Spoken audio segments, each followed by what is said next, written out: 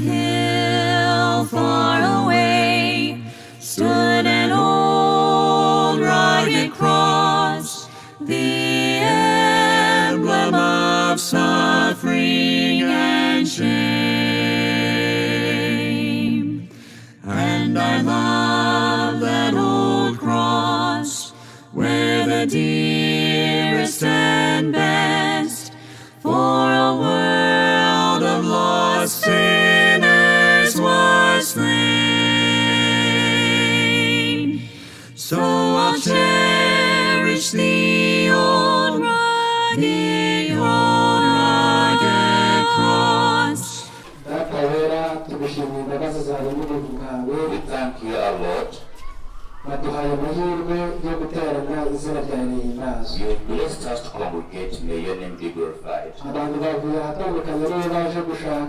People have gathered from afar to look for you. And you have blessed us with thy word. Bless us. We request you to grant us thy space so that we understand it. And we shall be glad when we understand thy word. May you protect this gathering with thy angels. Raise us to understand you. We pray, trust in Jesus' name. His name is Kamanzi and Uncle Japhet.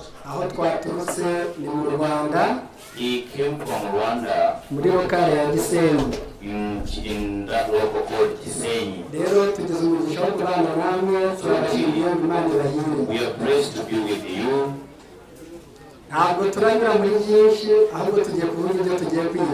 We shall not talk much, but let's introduce what we shall talk about today.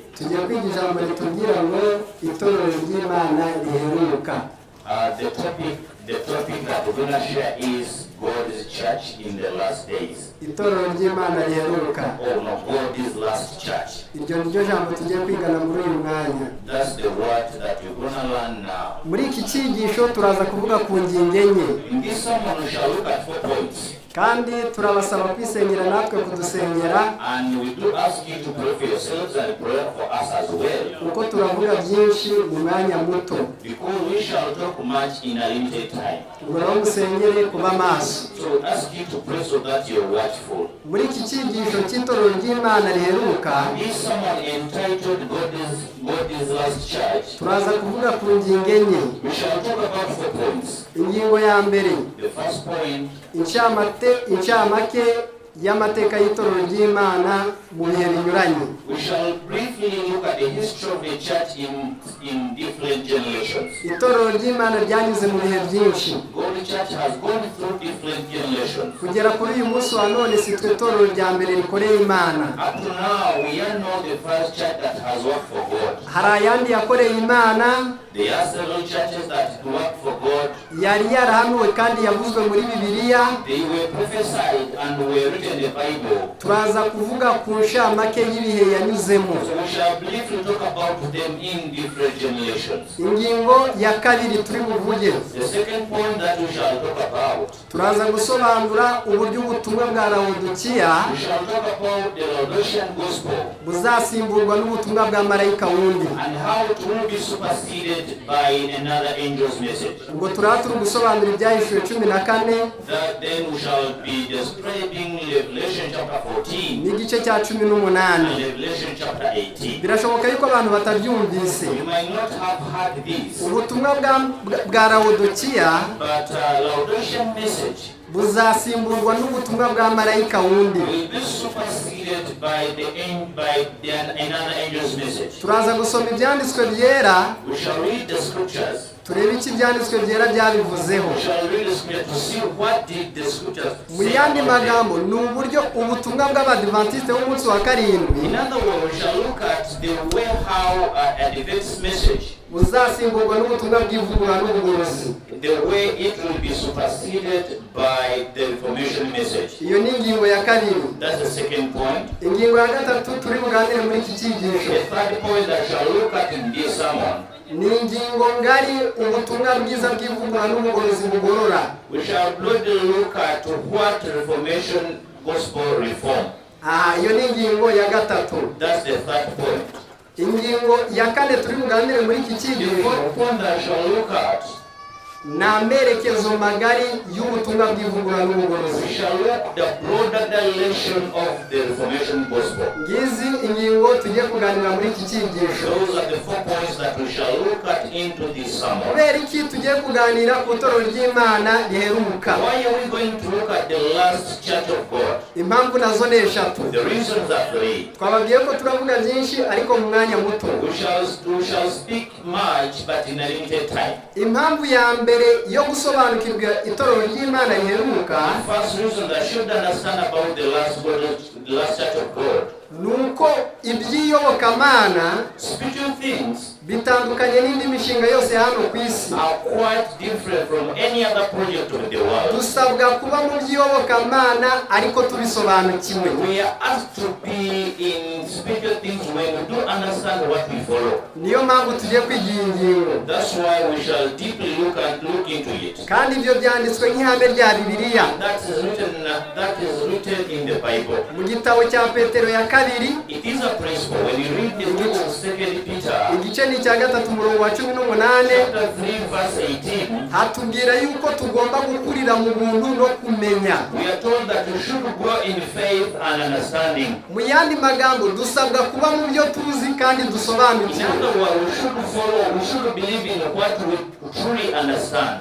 Kuba mu bintu usobanukiwe, believing things that you know, urabikunda, you love them, ubishikamamo, you become strong in them, kandi ukabirwanirira, and you fight for them. Turamutse twemeye ubutumwa, if we accept the gospel, bukaba ari ubw'ukuri, and we understand the truth, ariko tutabusobanukiwe, yet you do not understand it, ntabwo wabushikamamo, you can't be strong, ntiwabukunda, you can't love it, ntiwabwitaho, you can't consider it. Noneho dusabwa kwiga tugasobanukirwa ibyo twizeye. That's why we are required to learn and understand whatever we believe in. Ingingo ya kabiri igiye gutuma twiga iki cyigisho. The second reason as to why we should have this sermon. Kubera yuko ibyo twizera, whatever we believe in, tuzabibazwa n'abandi ngo tubasobanurire. We shall be asked by others to interpret for them. Kandi ntabwo wasobanura ibyo utazi. And you cannot interpret what the scripture. Uramutse uri mu byizerere y'ukuri, if you in the true gospel, ariko utashobora gusobanurira abandi, you cannot explain to others, barayisuzugura, you will be despised, bakayanga, they will hate it, atari uko atari ukuri, not because it's not the truth, ahubwo kuko utabisobanukiwe. and because you do not understand and neither can you explain. Hari nubwo umuntu aba mu bintu adasobanukiwe, there are times that you might follow things that you do not know, akabisobanurira abandi nabi, and interpret it wrongly to others, ubutumwa bwiza bugatuka kubwe kuko yabusobanuriye uko butari. At the end, describe it wrongly and is abused. Noneho dushaka yuko abantu b'Imana, so that's why we want God's people, baba mu butumwa bashobora gusobanurira abandi, live in the gospel which they can understand and explain to others. Indi ngingo, another point, nuko byanditswe yuko baba muri ubu butumwa bazagezwa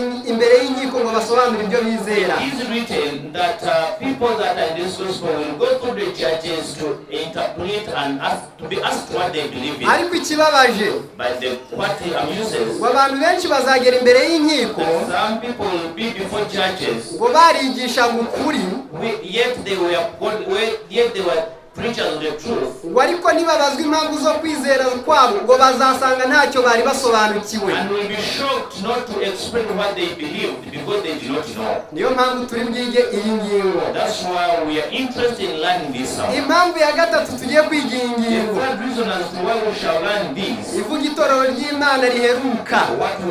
The third reason as well, we shall look at the last church of God. Mu mushinga wa Satani muremure wo kurimbura abatuye ku isi. In the Satan's normal time project of perishing people that are living on earth. Hari intwaro Satani azifashisha ariko abantu badakeka. They are instruments, they are things that Satan will use which people do not know. Iyo ntwaro bazashobora kuyimenya.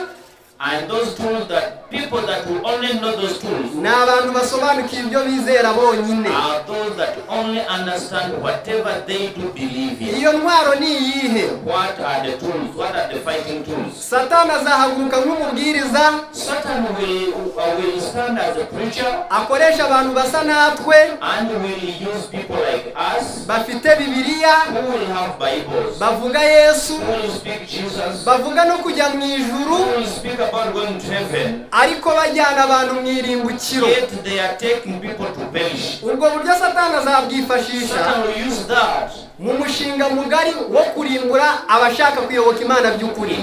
In his big project of perishing the world. Abantu benshi bafite mu mutima hakiranuka. Many people who are righteous at heart. Bashaka Imana kandi babikuye ku mutima. Who truly search for God from everywhere. Satani azabayobya.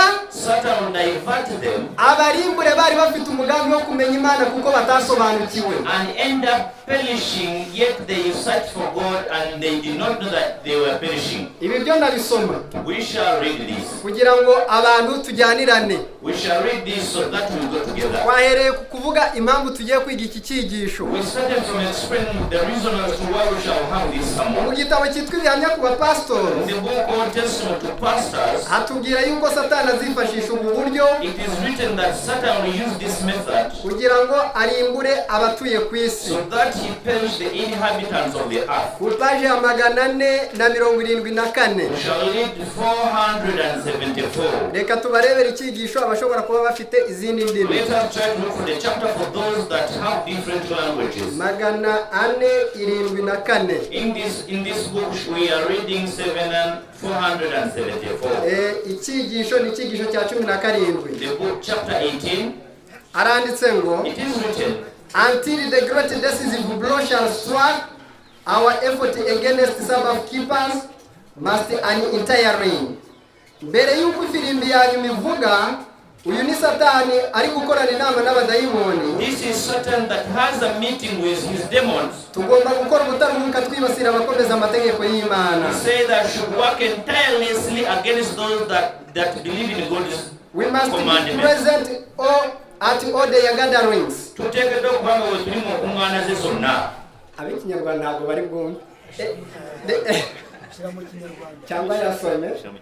Aranditse ngo amateraniro ahazajya hose tuzajya tuyajyamo. Satani n'abadayimoni. Satan and his demons say we shall be available in all their gatherings. Reka nyavuge ntayasome.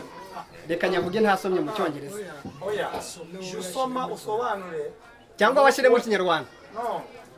Wowe soma abumwe barabumvise usomye. Yego nsobanura. None usobanure uri yashire mu ruganda. Sawa. In their large meeting, especially our cause with suffer much. Mu biterane binini by'abo bantu. Mu kumwana nene z'abantu abo. Umurimo wacu muri mukaga. Umurimo gwatubera mu kazibu. And we must exercise great vigilance kubw'ibyo. Tuzajya tujya mu materaniro yabo tube maso. Tuteke dogenda mu kumwana zauna. Tuli bulindala. Employ all our seductive art to prevent souls from hearing the truth.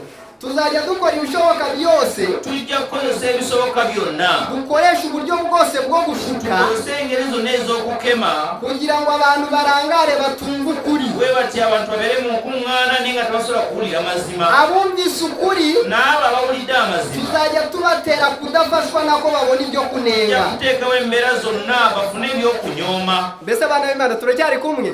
Tukyali fenna. Ngaho mwumva ibyo nshaka.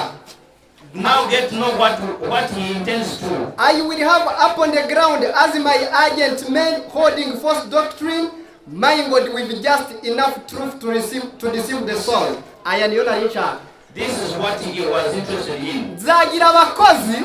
He will be his workers. Bazajya bigisha ukuri kwinshi. Mwumvira ijambo. Satan said that I will be with workers that will preach too much truth. ndasubiramo He repeats. nzagira abakozi bazajya bavuga ukuri kwinshi Sometimes say, I will be with workers that will preach too much truth ariko bavangemo akanyoma gato karimbura umutima and mix a small lie that can perish the heart. mbese abantu barabyumvise Have you understood this? aha rero ni umutego ukomeye This is a very great temptation. umuntu azajya kubwiriza avuge ngo handitse ngo Someone will come and preach to you saying it is written. maze nawe wumve biciyemo And you will see it and understand, hey, this person avuge bwa mbere he will first speak avuga ubwa kabiri and speak the second agere time ku nshuro ya 10 agisoma and reach on the 10th point when he is still reading the Bible. avangemo akanyoma gato But at the end will mix a small lie. ibi bizatwara umugabane munini w'abantu benshi bashaka imana This will take majority of people that yearn for God. bitewe n'uko batamenye yuko satani hari ukuntu ajya akoresha n'ubu buryo Because little did they know that Satan can use this trick.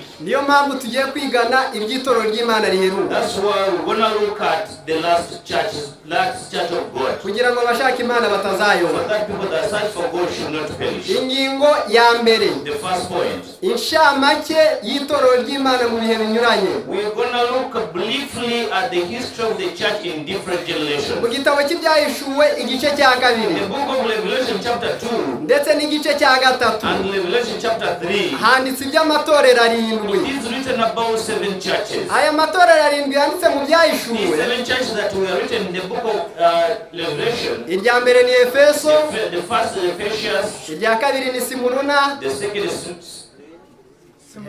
yego simuruna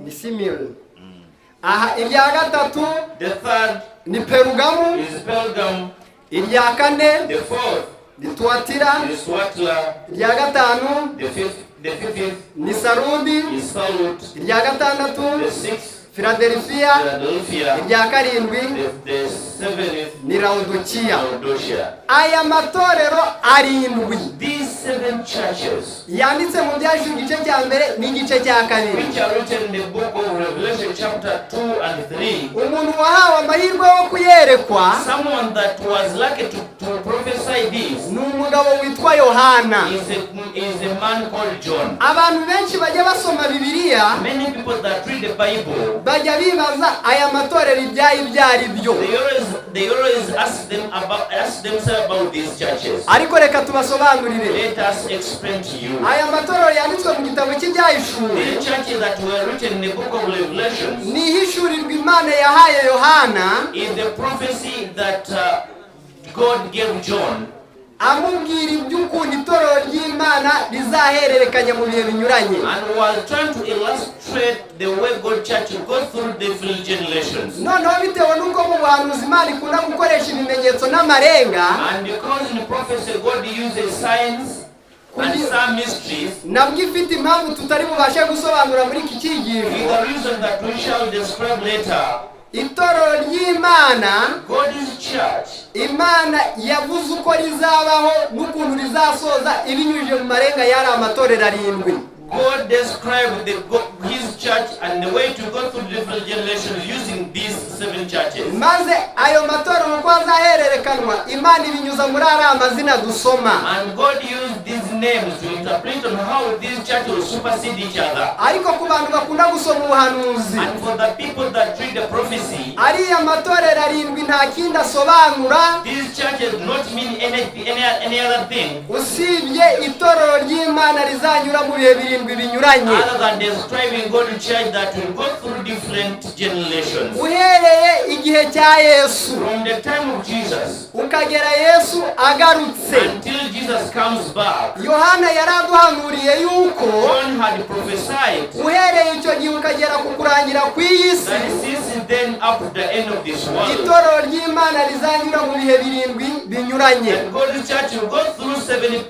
different periods. mbese biri kumvikana Hope we are together. kandi ibi biranditswe And this is written mu gitabo cyitwa ibyakozwe n'intumwa in the book called Acts of Apostles. ubu ntabwo ari ubusobanuro tugeretseho This is not just our explanation. ahubwo umwuka umwuka w'ubuhanuzi uradusobanurira The Spirit of God explained to us ukatubwira yuko ari amatorero arindwi and tell us these are the 7 churches. ari itorero ry'Imana mu bihe birindwi binyuranye. That these 7 churches are interpreted by one church that will go through different generations. Muri iki gitabo In this book, iki cyitwa ibyakozwe n'intumwa, the book is called Acts of Apostles, icyigisho cya 57 chapter 57, paje ya 585 paragrafu ni ya gatatu. page 585, Paragraph 3. paragraph 3. The names of 7 churches are symbolic of the church in different period of Christian area. Aharanditse ngo Awanikanaga bati amazina arindwi y'amatorero yo mu byayishuwe amanyo musambu agekaniso musamezo mu kubikulirwa ni itorero ry'Imana rimwe rya gikristo kanisa ya katondeme ya Kristo mu bihe birindwi binyuranye. bisera musambu ebyenjawulo. Ibi rero buriya birasobanutse kandi birumvikana. This is well known and can easily be understood. Uhereye igihe cya Yesu From Jesus' time ukagera Yesu agarutse, until Jesus comes back, itorero ry'Imana ryari kunyura mu bihe birindwi. God's church had to go through 7 periods. Igihe cya mbere The first period cyagereranijwe na Efeso. was a period of Ephesians. Bitewe nuko nta mwanya dufite wo gusobanura ibi bintu, Because we do not have too much time to explain nababwiye yuko kuri this iyi ngingo ari inshamake y'amateka. we did tell you that this is a brief explanation of the history. Yohana yari yaribihanuye mu kinyejana cya mbere, John had prophesied this in the first generation, ariko ibi bihe birindwi but these 7 periods, ntabwo kuri uyu munsi wa none ari ubuhanuzi, ahubwo ni amateka it kuri is twe. not a prophecy, but it's the history that we are learning. Kuri Yohana byari ubuhanuzi, John was prophecy. kuko mu gihe cya Yohana In John's time, itorero rya gikristo nibwo ryari ritangiye, ryari mu gihembwe cya mbere. that's when God's church had started. It was its first period. Ariko ibindi bihembwe bitandatu byose And now other six periods that followed byabaga bitarabaho. had not happened Mu yet. yandi magambo bwari ubuhanuzi In butarasohora. other words, that was a prophecy that hadn't been fulfilled Ariko kuri yet. twe twicaye aha, By today, for us that are here, ntabwo twe turi kubisoma ari ubuhanuzi, we are not reading it as a prophecy, ahubwo twe turi kubisoma ari ubuhanuzi bwasohoye. but we are reading them as prophecy that were fulfilled already. Itorero rya mbere ni Efeso. The first church is the first. Ntabwo turasoma muri Bibiliya ubusobanuro bwabyo, We shall not deeply explain it, ahubwo tugiye kubaha amateka dufite aho dushaka but kujya. we shall briefly tell you about some history. Efeso Ephesians, ni itorero ry'intumwa na Yesu. it was God Jesus' church and his apostles. Abandika bandike batyo. You write as that. Efeso Ephesians ni itorero ry'intumwa na Yesu. was Jesus and his disciples. Ibimenyetso biranga yuko ari ryo The sign that showed that it was that church. byanditswe muri Bibiliya, ariko umugambi w'iki cyigisho si ugusobanura ibyo byararangiye. It is written in the Bible, but we do not intend to deeply explain that. Iri torero This church rya Yesu n'intumwa of ze Jesus and his disciples, ryiswe Efeso, it is called Ephesians, ryatangiye ubwo Yesu yabwirizaga ubutumwa started from the time Jesus preached the word mu mwaka wa 27 amaze kubatizwa, in the year of 27 after his baptism, maze abwirizanya na ba Petero, and he did preach with the likes of Peter abwirizanya na ba Yohana, and the likes of John, abwirizanya na ba the Stefano, likes of Stephen, abwirizanya na ba Andreya and the likes of the Andrew, n'izindi ntumwa nyinshi musoma mu byanditswe byera. and other disciples that you do read in the Bible. Ubutumwa baramubwiriza, They did preach the word. Yesu arapfa bavuyemo, Jesus died and left. bakomeza kubwiriza ubutumwa, They did continue to preach the word. Stefano arapfa avamo, Stephen died. bakomeza kubwiriza They ubutumwa, continued to preach. n'izindi ntumwa zikurikiraho And the zirapfa. other disciples died. Ba Baritemeyo bose barapfa, All those died. ba Yohana The barapfa, likes of John died. ndetse na ba Paulo barapfa. And Paul also died. Ariko bari abagabo babwirije ubutumwa. They were the people that were strong in faith and preached thy Muri word. kiriya gitabo cyitwa ibyakozwe n'intumwa, In the book called Acts of Apostles, paji ya 593, the page 593, baranditse ngo babwirije ubutumwa it is written that they preached thy word. mu myaka 25 ahantu hatuwe hose bari And bahakandagiye. in only 25 years, they had preached every part where people inhabited. iri ni itorero rya Efeso This is the church of cyangwa se Ephesus, itorero ry'intumwa or called the church of apostles. bigeze mu mwaka wa 90 bishyira ijana When written in the year 90 and above, intumwa za zindi Yesu yari yaratoranije aziha ubutumwa most of all disciples that Jesus had chosen, babandi yahaye ubutumwa bwo muri Matayo 28:19 all people that he had given the gospel written in Matthew chapter 28 verse 9, ngo bagende babwiriza ubutumwa ku isi yose those that were told by Jesus to go and preach thy word, bitewe n'akarengane bari gukorerwa n'ingoma y'Abaroma. because of the persecution that they had gone through because of the Roman Empire. Intumwa ya nyuma ariyo Yohani birapfuye. The last disciple, who is John, also died. Mbese turi kujyanirana Hope we are together. igihembwe cya mbere kiba kirangiriye aho So the first generation ended like that. za ntumwa kuko zari zarabwirije ubutumwa Most of the disciples, because of their preaching, zisimburwa n'abo zabwirije ubutumwa. were inherited by those that they had preached. Iyo niyo yitwa simuruna mu gitabo cy'ibyahishuwe. Those are the one called Suna in the book of Revelation. Mbese turi kujyanirana Hope we are going together. abo nibo bitwa simuruna mu byahishuwe. Those are the Suna who are written in the book of Simuruna Revelation. Suna, ni abana b'intumwa, those are the children of the disciples. ni abari barabwirijwe n'intumwa They were those that were preached by disciples bakira ubutumwa, who had accepted the gospel. intumwa zirapfa, Then after the death of disciples, bo barasigara they were left bakomeza ubutumwa. and continued to preach the gospel. Aba bantu b'abana b'intumwa These people that were born by the disciples, batangiye kubwiriza ubutumwa ngo mu mwaka w'ijana, they did start preaching the gospel in the year ariko 100. babubwiriza mu karengane kenshi. They preached in tremendous persecution. Mu gitabo cy'inama rikomeye igice ni icya kabiri In the book of Great Conference chapter 2, muzasoma iby'akarengane k'abana b'Imana. read about the persecution of God's people. Ntabwo twebwe turabisoma. We shall not dive deep into that. Barishwe, They were killed, bagiye babatema, some were cut, babahaye intare zirabarya, others were eaten by lions, barabatanyaguzaga, others were chopped. baracika, baratatana.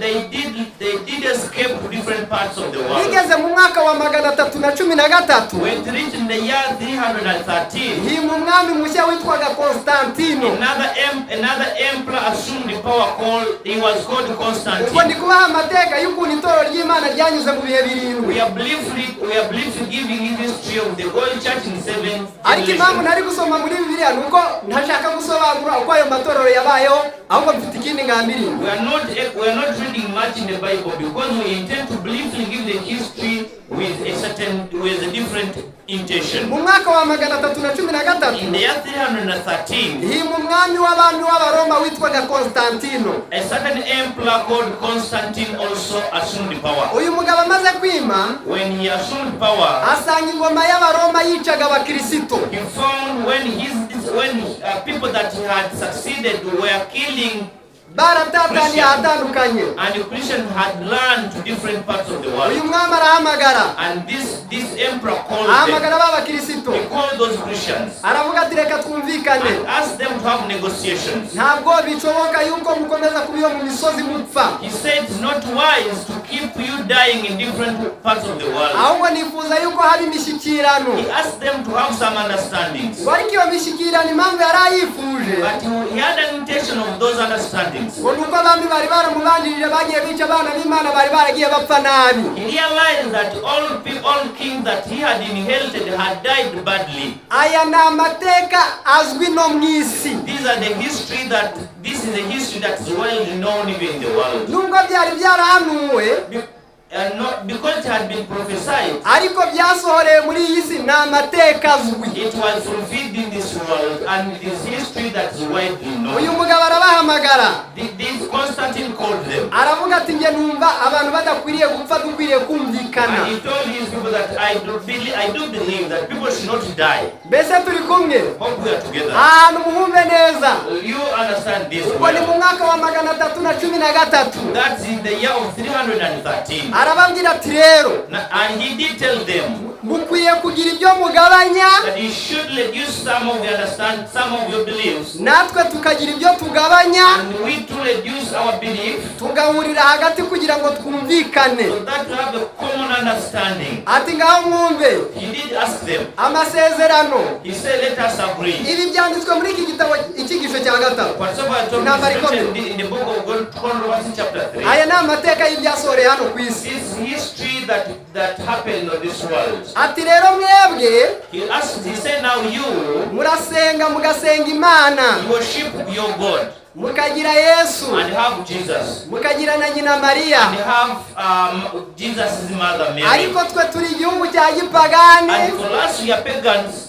gisenga ibigirwamana ntituzi Imana yo mu We ijuru. worship our gods and we do not know the God you talk about. Ati ibyo turabipfa. And we fight because of Ariko misunderstanding. reka tworoshye akazi kugira ngo Now twumvikane. let us understand each other. Turareka ibigirwamana, We shall leave our gods tureke kubisenga and we shall not worship them again. bitewe nuko mutabyemera. Because you not understand them and neither do you believe in Ariko them. twagiraga ibigirwamana by'ibigabo n'iby'ibigore. But we have been having female gods and male gods. Ati rero ikigirwamana cy'ikigabo turakigira Yesu Now we shall make our male god Jesus, kuko we mumwemera. because you do believe in him. Ikigirwamana cy'ikigore turakigira Mariya kuko nawe muramwemera, ni nyina wa Yesu. And the female god shall be called Mary, because you understand and believe in Mary. Ntabwo tuzongera kwambaza biriya bigirwamana, So we shall no longer worship our gods, ahubwo tuzajya twambaza Yesu na Mariya. but we shall be worshiping Jesus and Mary. Mbese turukumvikana? Hope we are together. Ntimurukumva ko ari imishyikirano se? And you see, those are understanding that Abantu bari bamaze imyaka myinshi bicwa, so people that were being killed for generations, bumva uyu mugabo ari koroshye. they saw him at least become a good man. Ati icya kabiri, Then he said the second, twebwe tujya dusenga abadayimoni bwo kuyobora za leta and was ruling the government no kuyobora itorero, and as well ruling the church. bifashishije izo mbaraga barenganya abo bantu, They did use that power and persecuted the people. barabica, They killed them barabica mu bihugu byose. and killed them in all world. Bishe Husi, They killed the likes of Husi, bica Wikirifu, the likes of Wycliffe, bica abakiranutsi b'Imana bo muri ibyo bihe bose. and some and many other righteous of that generation. Bigeze mu mwaka w'igihumbi kimwe magana arindwi mirongo itanu na gatanu, When they lived in the year 1755, aba baporoso, those the Protestants, kuko niko babitaga, that was the name given them. aba bantu bakoze ubwo bugorozi, Those people that tried to reform the church aba nibo biswe Tuwatira. are the people that were termed, that emerged the church called the Tuatla. Mbese muri kubyumva? Hope we are together. Tuwatira This Tuatla ni abagabo bahagurutse mu bagatulika is a church that emerged from Catholic, bahakana itorero, bahakana inyigisho z'iryo torero, which was who were protesting against Catholic Church. abo biswe abaporoso. They were called Ku bantu Protestants. basengeye mu baprotestanti, For people that have ever worshipped the Protestants, ngaha ho abaprotestanti bakomoka. this is where Protestants emerged from. Izina abaporoso The word Protestant ryazanywe nuko bari bahakanye inyigisho z'itorero gatulika. was named them because they were protesting against Catholic doctrines. Iri torero Sarudi Atuwatira This church called Swatla ryatangiye mu mwaka wa 538, started in the year 538 baricwa bigera mu mwaka w'igihumbi kimwe magana arindwi mirongo itanu na and gatanu. were killed until 1755. Abo biswe abaporoso ariko babaga mu Burayi. Those were called Protestants who were in Europe. Abakoreye muri iyi movement ni abavuze mwabumvise.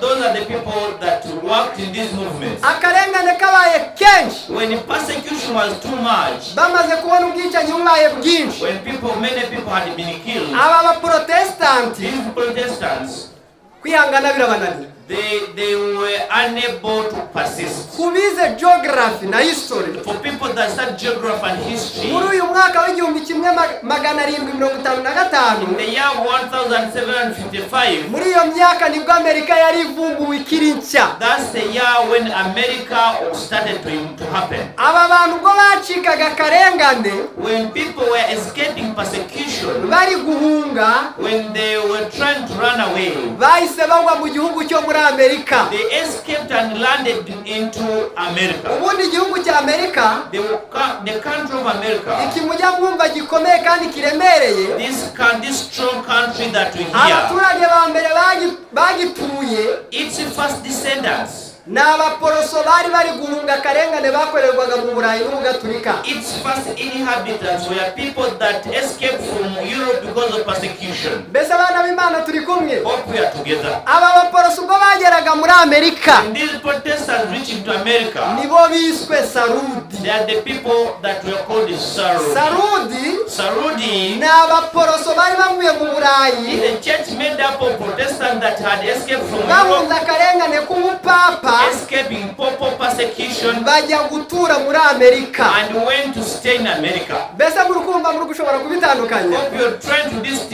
give a distinction between Aya them. mateka iyo umuntu ayamenye, When you understand this history, bijya bimworohera kumenya iyo ibintu biri kugana. it becomes simpler for you to understand where things are Ajya heading. amenya n'iby'amadini iyo biri kwerekera niyo byavuye. You let understand the history of the church and where it is going. Abaporoso ubwo bageraga muri Amerika, When Protestants reached into America, bubaka leta Amerika, they started building America. bayubakira ku bintu bibiri They built it on two foundations bitewe n'ibibazo bari bahuye nabyo mu Burayi. because of persecution that they had seen in Europe. Icya mbere bubakiyeho iyi leta yabo, The first principle that they had, bubatse leta itanga umudendezo mu by'iyobokamana, they built a government that gives freedom, that gives spiritual freedom, aho umuntu agomba gusenga uko ashaka. where everyone was allowed to worship the way he or she Bitewe wants. n'uko mu Burayi bari bahuye n'akarengane gakomotse ku gusenga uko bashaka. Because in Europe they had gotten a challenge of being denied to worship the way they want. Mbese bana b'Imana turi kujyanirana I hope we are still together. cyangwa izuba ryabaye ryinshi?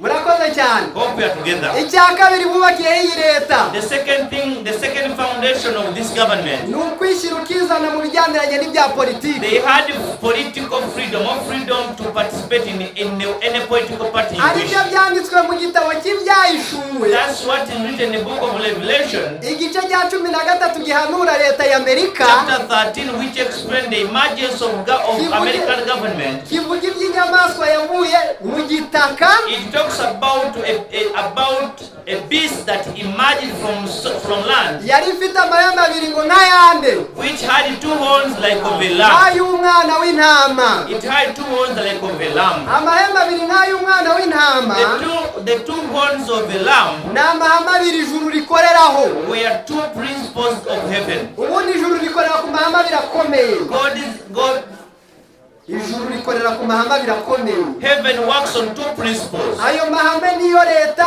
y'Amerika yatiye nayo iyakoreraho. Those are the very principles that the government of America brought and started building its government. Ihame rya mbere, The first principle, ijuru buriya rijya riha umuntu umudendezo wo guhitamo ibyo ashaka. heaven gives you freedom to choose whatsoever you want. Ntabwo Imana ijya ihata abantu kuyoboka ibyo badashaka. God does not force anyone to believe in what he does not want. Icyo Amerika nayo icyubakiraho. So America built its government on that as well. The second, Imana ntabwo ijya ihata abantu ubuzima babaho, cyakora ibereka ibyiza bagahitamo. God does not force you to live a way you want, but you choose yourself. Ibi ni byo leta y'Amerika yubakiyeho. This is what the government of America also built its Amahembe government on. abiri nk'ay'umwana w'intama. That's why the Bible prophesied it as two horns of a lamb. Bahageze, When they live there, ndavuga Sarudi, he talks about salute. abaporoso muri Amerika, The Protestants in America. guhera muri 1755. From the year 1755, Intambara ikomeye iratubwira ngo the great controversy tells us that ngo bamaze imyaka 100 utabona umusinzi n'umusambanyi. they 100 years elapsed when you could not see a drunkard, neither a murderer, Ngo kubaha Imana cyane, because they were God's worshipper, and they aged. naratangaye ndi kubisoma. He was so surprised Ngo ubukiranutsi bari bafite muri icyo gihugu, that righteousness that exhibited in that country, aba baporoso bari bavuye mu Burayi, those Protestants that had run away from Europe, ngo Imana ibagororera ubwenge. that God gave them wisdom. Mbese Rwanda They made factories. bagira ibintu by'iterambere, They started development. baravumbura, They started developing things bubaka igihugu and build their country bagera ubwo bagira ubukungu busumba bw'Uburayi kandi byose bari barabisize mu until they become great in wealth like Europe, yet they had left everything in Europe. ibyo byari bizanywe no kubaha Imana ngo ntahandi byavuye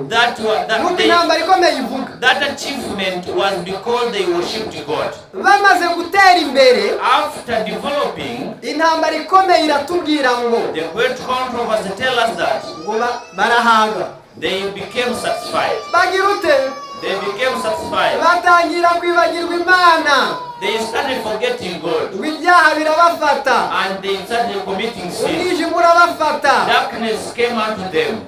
ngo basigara Imana ari nkeya muri bo And now God was less in them. mu gitabo kiriya cyitwa inyandiko z'ibanze In the book of writings, mu cyigisho kivuga ngo ubugorozi in the chapter called Reformation, paji ya 223 page ntabwo nabisoma 223, ahubwo ni amateka we are trying to explain history uwitwa William Miller that a certain gentleman called William Miller yari umumetodiste w'umuporoso was a Protestant Methodist. yitegereje amatorero When he looked into the church wabona yaraguye mu mwijima and he saw spiritual darkness, yitegereje isi and when he saw the world abona isi iri ku iherezo and he saw that the world was approaching the end, Imana iramumurikira God enlightened him. ndi gusoma aho nuko handitse We are reading that chapter. ngo Imana ikora ku mutima we That God touched his heart yiga ubuhanuzi and he started the prophecy. yiga Daniyeli 8 He started Daniel chapter 8. y'iminsi 2,300 He started at the prophecy of 2,300 yize days. iby'iriya minsi When he started about that, abona yuko isi izagera ku iherezo abona imyaka izagera ku iherezo he realized that the world will end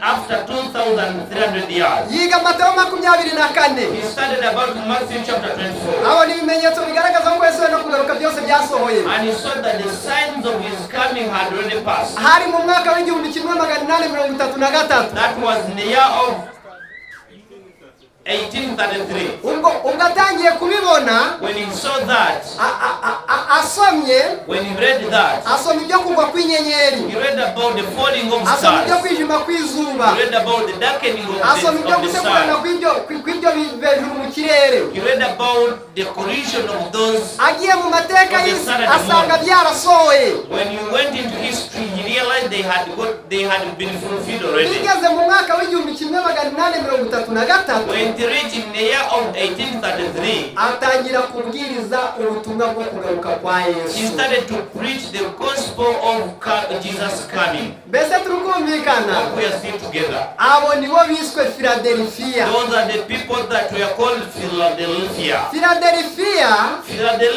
ni abaporoso bize ubuhanuzi were the Protestant that studied babona yuko prophecy Yesu yenda kugaruka and realized that Jesus was soon coming, batangira kubwiriza ubutumwa bwo kugaruka kwa Yesu and he started preaching the gospel of second coming of Jesus. ubwo babwirizaga ubutumwa bwo kugaruka kwa Yesu And when they were preaching this gospel, aba babonye babita abadivantiste cyangwa abategereje people that saw them named them Adventists, or people that are waiting. mbese bana b'Imana turi kujyanirana Hope we are still together. aya mateka nituyumva When you understand this history, biraza kudufasha it will be simpler for us. uyu mugabo This man niwe wabwirije ubutumwa bwa marayika wa mbere is the man that preached the first angel's message. bwa bundi bwanditse mu gitabo cy'ibyahishuwe 14 That prophecy that is written in the book of Revelation chapter 14, umurongo wa 6 verse 6, aho Imana where God yari yarandikishije ubwo butumwa bwa marayika wa mbere n'uwa kabiri n'uwa gatatu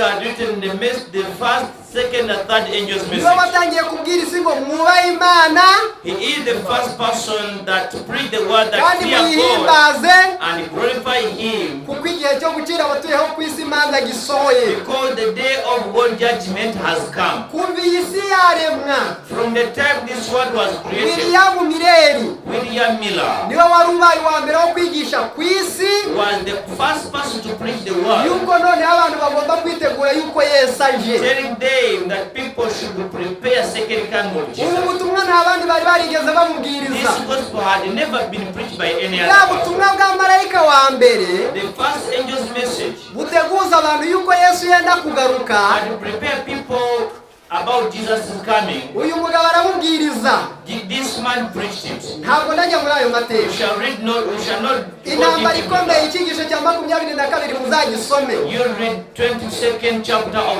the great controversy. Imana kivuga ngo gusohora k'ubuhanuzi. It is called fulfillment of prophecy. L'accomplissement de la prophétie. Gusohora k'ubuhanuzi. Prophecy fulfilled. Haranditse ngo It is written aba bantu biteguye kugaruka kwa Yesu. that these people prepared the second coming of Jesus. Ngo umuntu akazajya yitegura kugaruka kwa Yesu ngo nkaho ari buhita apfa. So someone was preparing coming of Jesus as if he's dying that then and then. Ngo bihana ibyaha. They repented their sins. Ngo udushyamba bajyaga kubyihaniramo ngo n'abamarayika ngo nibo bari abahamya yuko bihanye babikuye ku mutima. That the angels were only people that could, they were only the testimony of these people's repentance. Ubwo yabwirizaga ubutumwa When he was preaching the gospel abantu bakihana, and the people were repenting, ubwo William Mirere yamujyanaga mu yandi matorero when William Miller was preaching it into different denominations, yo muri Amerika y'ubuporoso, when he was preaching this gospel into American hari amatorero churches, yanze ubwo butumwa, there are churches that did not accept this ubutumwa gospel, bwo kugaruka kwa the Yesu. gospel coming of Jesus. Ubwo bangaga ubwo butumwa When they refused to understand, to believe, kuko Mirere yagombye gutanga umuburo, because William Miller was to give a warning, nibwo yatangiye kubwiriza ubutumwa bwo kugwa kwa Babuloni. he started to preach the gospel of falling of Babylon. Ubwo ni ubutumwa bwa marayika wa kabiri. That is the gospel of the second angel. Atangira kuvuga ngo iraguye Babuloni, He started to pray that fallen Babylon. wa mudugudu wateretse amahanga yose inzoga, That's that city that made people drunkard. ari ryo ruba ry'ubusambanyi bwawo. That city that commits adultery. Ubwo atangira kubwiriza ubutumwa He started to preach thy gospel, bw'uko abantu ubutumwa bwo kugaruka kwa Yesu baguye. and he told people that whosoever refuses the gospel second coming of Jesus were perishing. Ahantu mumbabarire muhumve, I ask you to hear this. abwiriza ubu butumwa When he was preaching this gospel, ababwira yuko Yesu azagaruka mu mwaka w'1844. he told them that Jesus would come back in 1844. Bigeze mu mwaka w'1844, And when preaching in the year 1844, Yesu ntiyaza. Jesus did not come. Mbese turi kumwe? Hope we are together. Yesu ntiyaza. Jesus did not come. Ubutumwa bwa Philadelphia buba burarangiye, The gospel of Philadelphia ended there. cyangwa se ubutumwa bw'Abadventiste ba mbere. Or the gospel of the first Adventists. Ngaho mwihanga ni ahantu muhumve. Now listen to this point. Tugiye kugera kuri ya ngingo ya kabiri We're going to reach on the second point. ivuga uburyo ubutumwa bwa Laodikiya The point that talk about the Laodicean message. buzasimburwa n'ubutumwa bwa marayika wundi, The way it will be superseded by another angel's message. cyangwa se uburyo ubutumwa bw'Abadventiste Or the way how the Adventist gospel buzasimburwa n'ubutumwa bw'ivugurura n'ubugorozi. will be superseded by the gospel of revival and reformation. Ubwo Yesu atazaga When Jesus came not mu mwaka w'1844, in the year of 1844, mwibuke aba bantu babwirizaga ubutumwa remember these people that were preaching this gospel ntabwo bari bazi isabato. did not know the Sabbath. Harya muri kwibuka aho yatakariye? Hope you remember where Sabbath ended. Si muri kuhibuka? Hope you remember there. Ubwo rero babwirije ubutumwa isabato batayizi. So they preached this gospel knowing not the Sabbath. Noneho ngo abantu basubira inyuma, And the people went back. abantu baragwa. People backsliding. Aha niho havuye abatemwe de Jehova. That's when that was the emergency of the witness, Jehovah's Witness. Babandi bajya basoma intambara ikomeye 22 cya cyigisho, Those people that read 22nd chapter of nibwo abayehova the bahagurutse great controversy. baravuga ngo Yesu ntabwo azaza.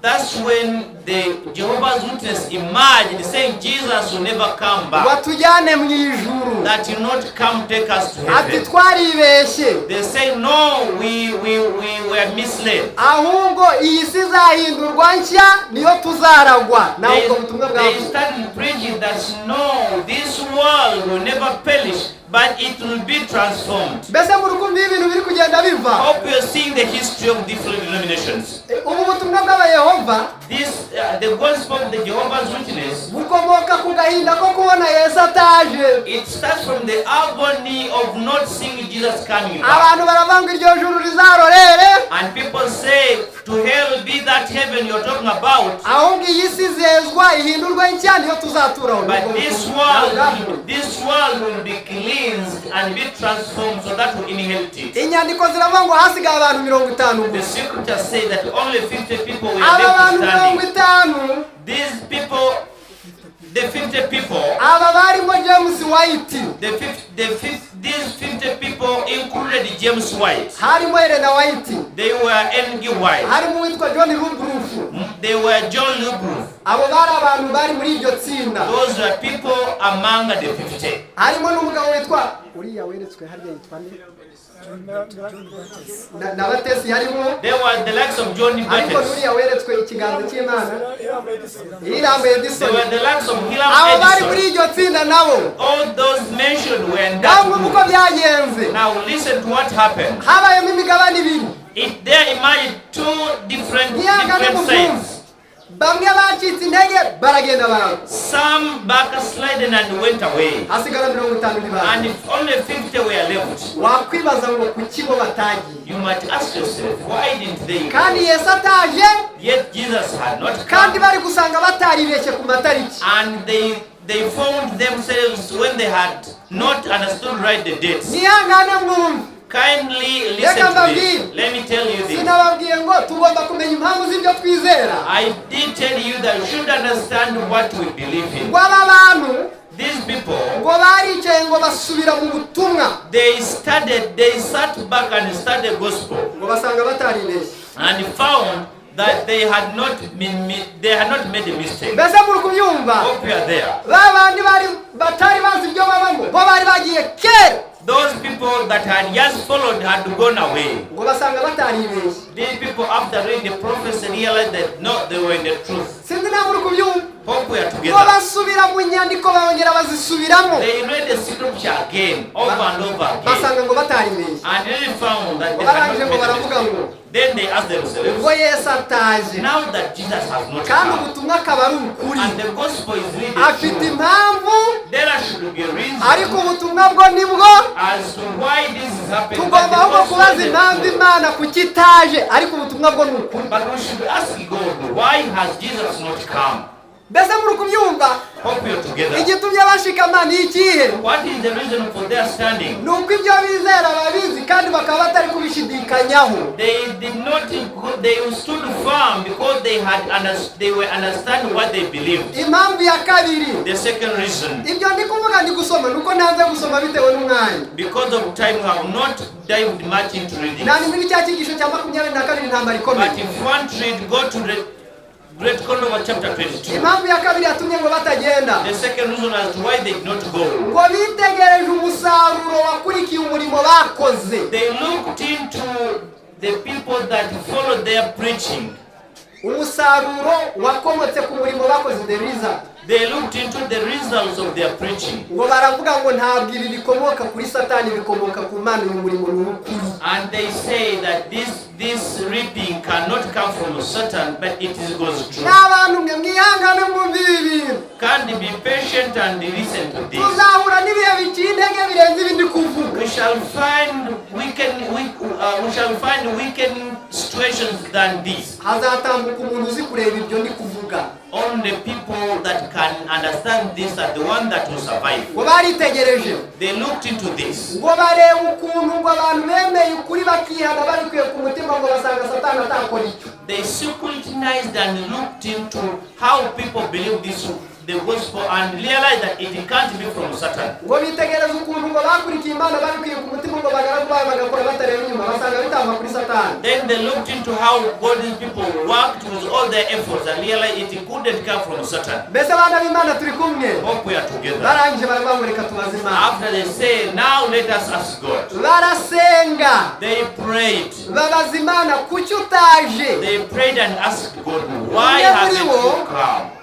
Umwe muri bo yari yakoze urugendo. And one of them, upon his journey, Wa undi batubwiye witwa Hiram Edson.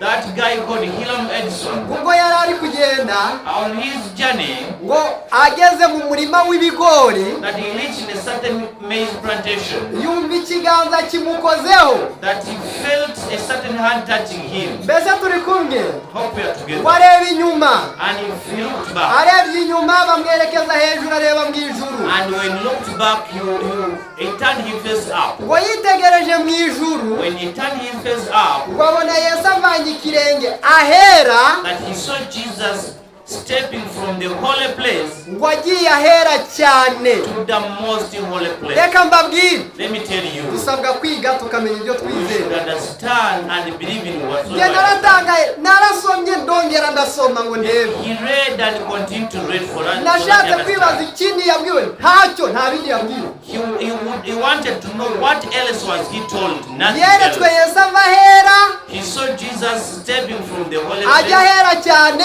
to the most holy place. ubutumwa burangiriraho And the message ended there. ajya kureba bagenzi be And he went to talk to his ikintu cyo fellows. kwiga tukamenya ibyo twizera ni icy'ingenzi We should understand what we believe in. aragenda He went to his brethren ajya kureba bagenzi be and talked to them arababaza ngo and asked them ari byo nabonye and told them that there are things that nabonye Yesu I ari saw. kuva ahera I saw Jesus turning from the holy ajya place ahera cyane to the most holy place. nk'abantu bize bibiliya And people who study the Bible, nk'abakozi b'Imana bari barasomye people who had read the God's word, baravuga ati burya twaribeshye they said, hey, we might have erred.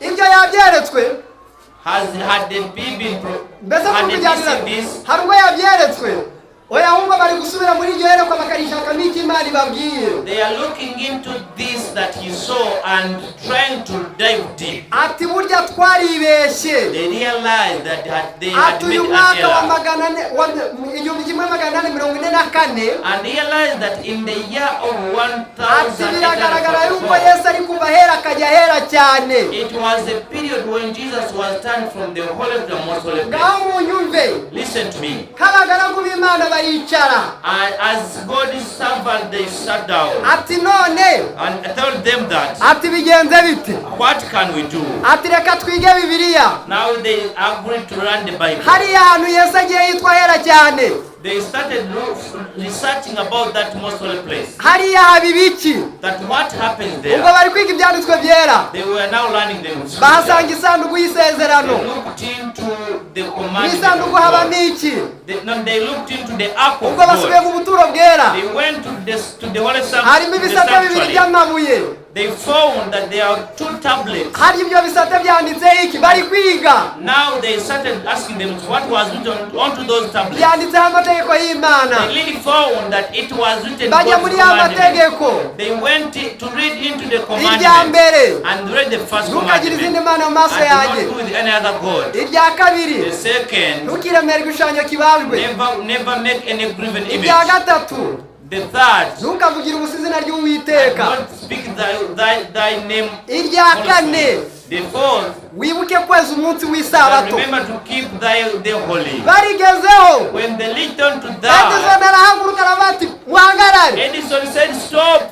ati wayiki And they asked why. ati aho hantu mugeze They said that very point. ati ubwo nerekwaga At when I was herekwa in the hera vision, cyane when I saw the holy aho hantu place, kuri kane nabonye hamurika cyane that I saw that on that fourth commandment there was great light. mbese bana b'Imana turi kujyanirana Are we together? ati aho nabonye hamurika cyane That I saw that with great light. ati isabato ni ibiki He was so much interested in knowing what was the bari Sabbath. abagabo basomaga bibiliya ariko isabato ntibamenye ibyo ari byo People had read the Bible but they did not know what Sabbath ati was. isabato ni ibiki They asked them, so what is the bajya Sabbath? muri bibiliya They went to the ni Bible. umunsi wo kuruhuka w'Uwiteka That it is the day of rest. ko tutawuzi byagenze bite Now they started asking, why don't we know this? mbese turi kujyanirana Hope we are together. basubira muri ya mateka They went to the prophecy. bakora ubushakashatsi They went to history and read the Bible. basanga isabato yarahinduwe And found that the Sabbath Sabbath was changed. baricara baravuga ngo And they sat and said, hey, burya twaribeshye we made an error. ntabwo Yesu yari kuza umunsi w'isabato Jesus utaramenyekana couldn't come before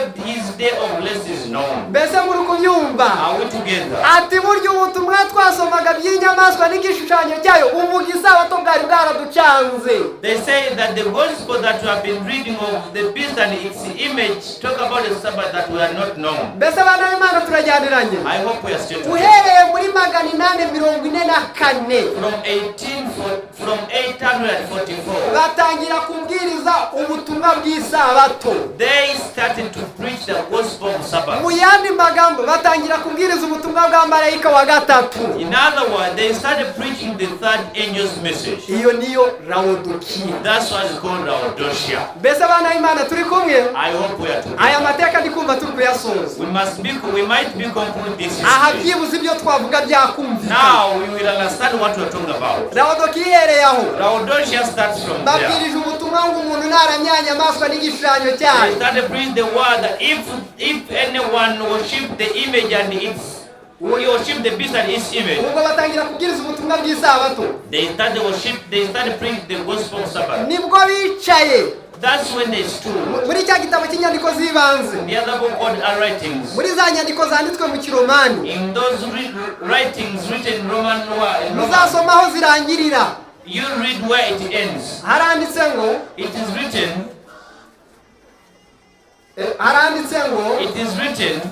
ngo baricara ngo baravuga ngo ni irihe zina twakwitwa. They sat and asked themselves, what should be our name? baravuga ngo tugomba kwitwa izina rijyaniranye n'imyizerere yacu. They realized that no, we should be named a name that has a relationship with our preaching. mbese abana b'Imana turi kumwe. Hope we are nibwo together. batangiye kwitwa abadivantisite b'umunsi wa karindwi. That's when they were called the Seventh Day Adventists. iyo niyo yitwa Laodikiya. That's what is called Laodicea. ntuzajya usoma muri bibiliya When you read the Bible ugasoma Laodikiya and read the Laodicea, ibyahishuwe igice ni cya gatatu 14 Revelation chapter 3 nta verse kindi 14, bisobanuye it means nothing bitari abadivantisite b'umunsi wa karindwi. but the Seventh Day Adventists. mu gitabo cy'ubutumwa bwatoranijwe umuzingo wa kabiri In the book of Second Message, volume 2, icyongereza ni 66, English 66th page, mu gifaransa ni 75. in French is 75. haranditse ngo l'église à Laodicée s'applique aux adventistes du 7e jour.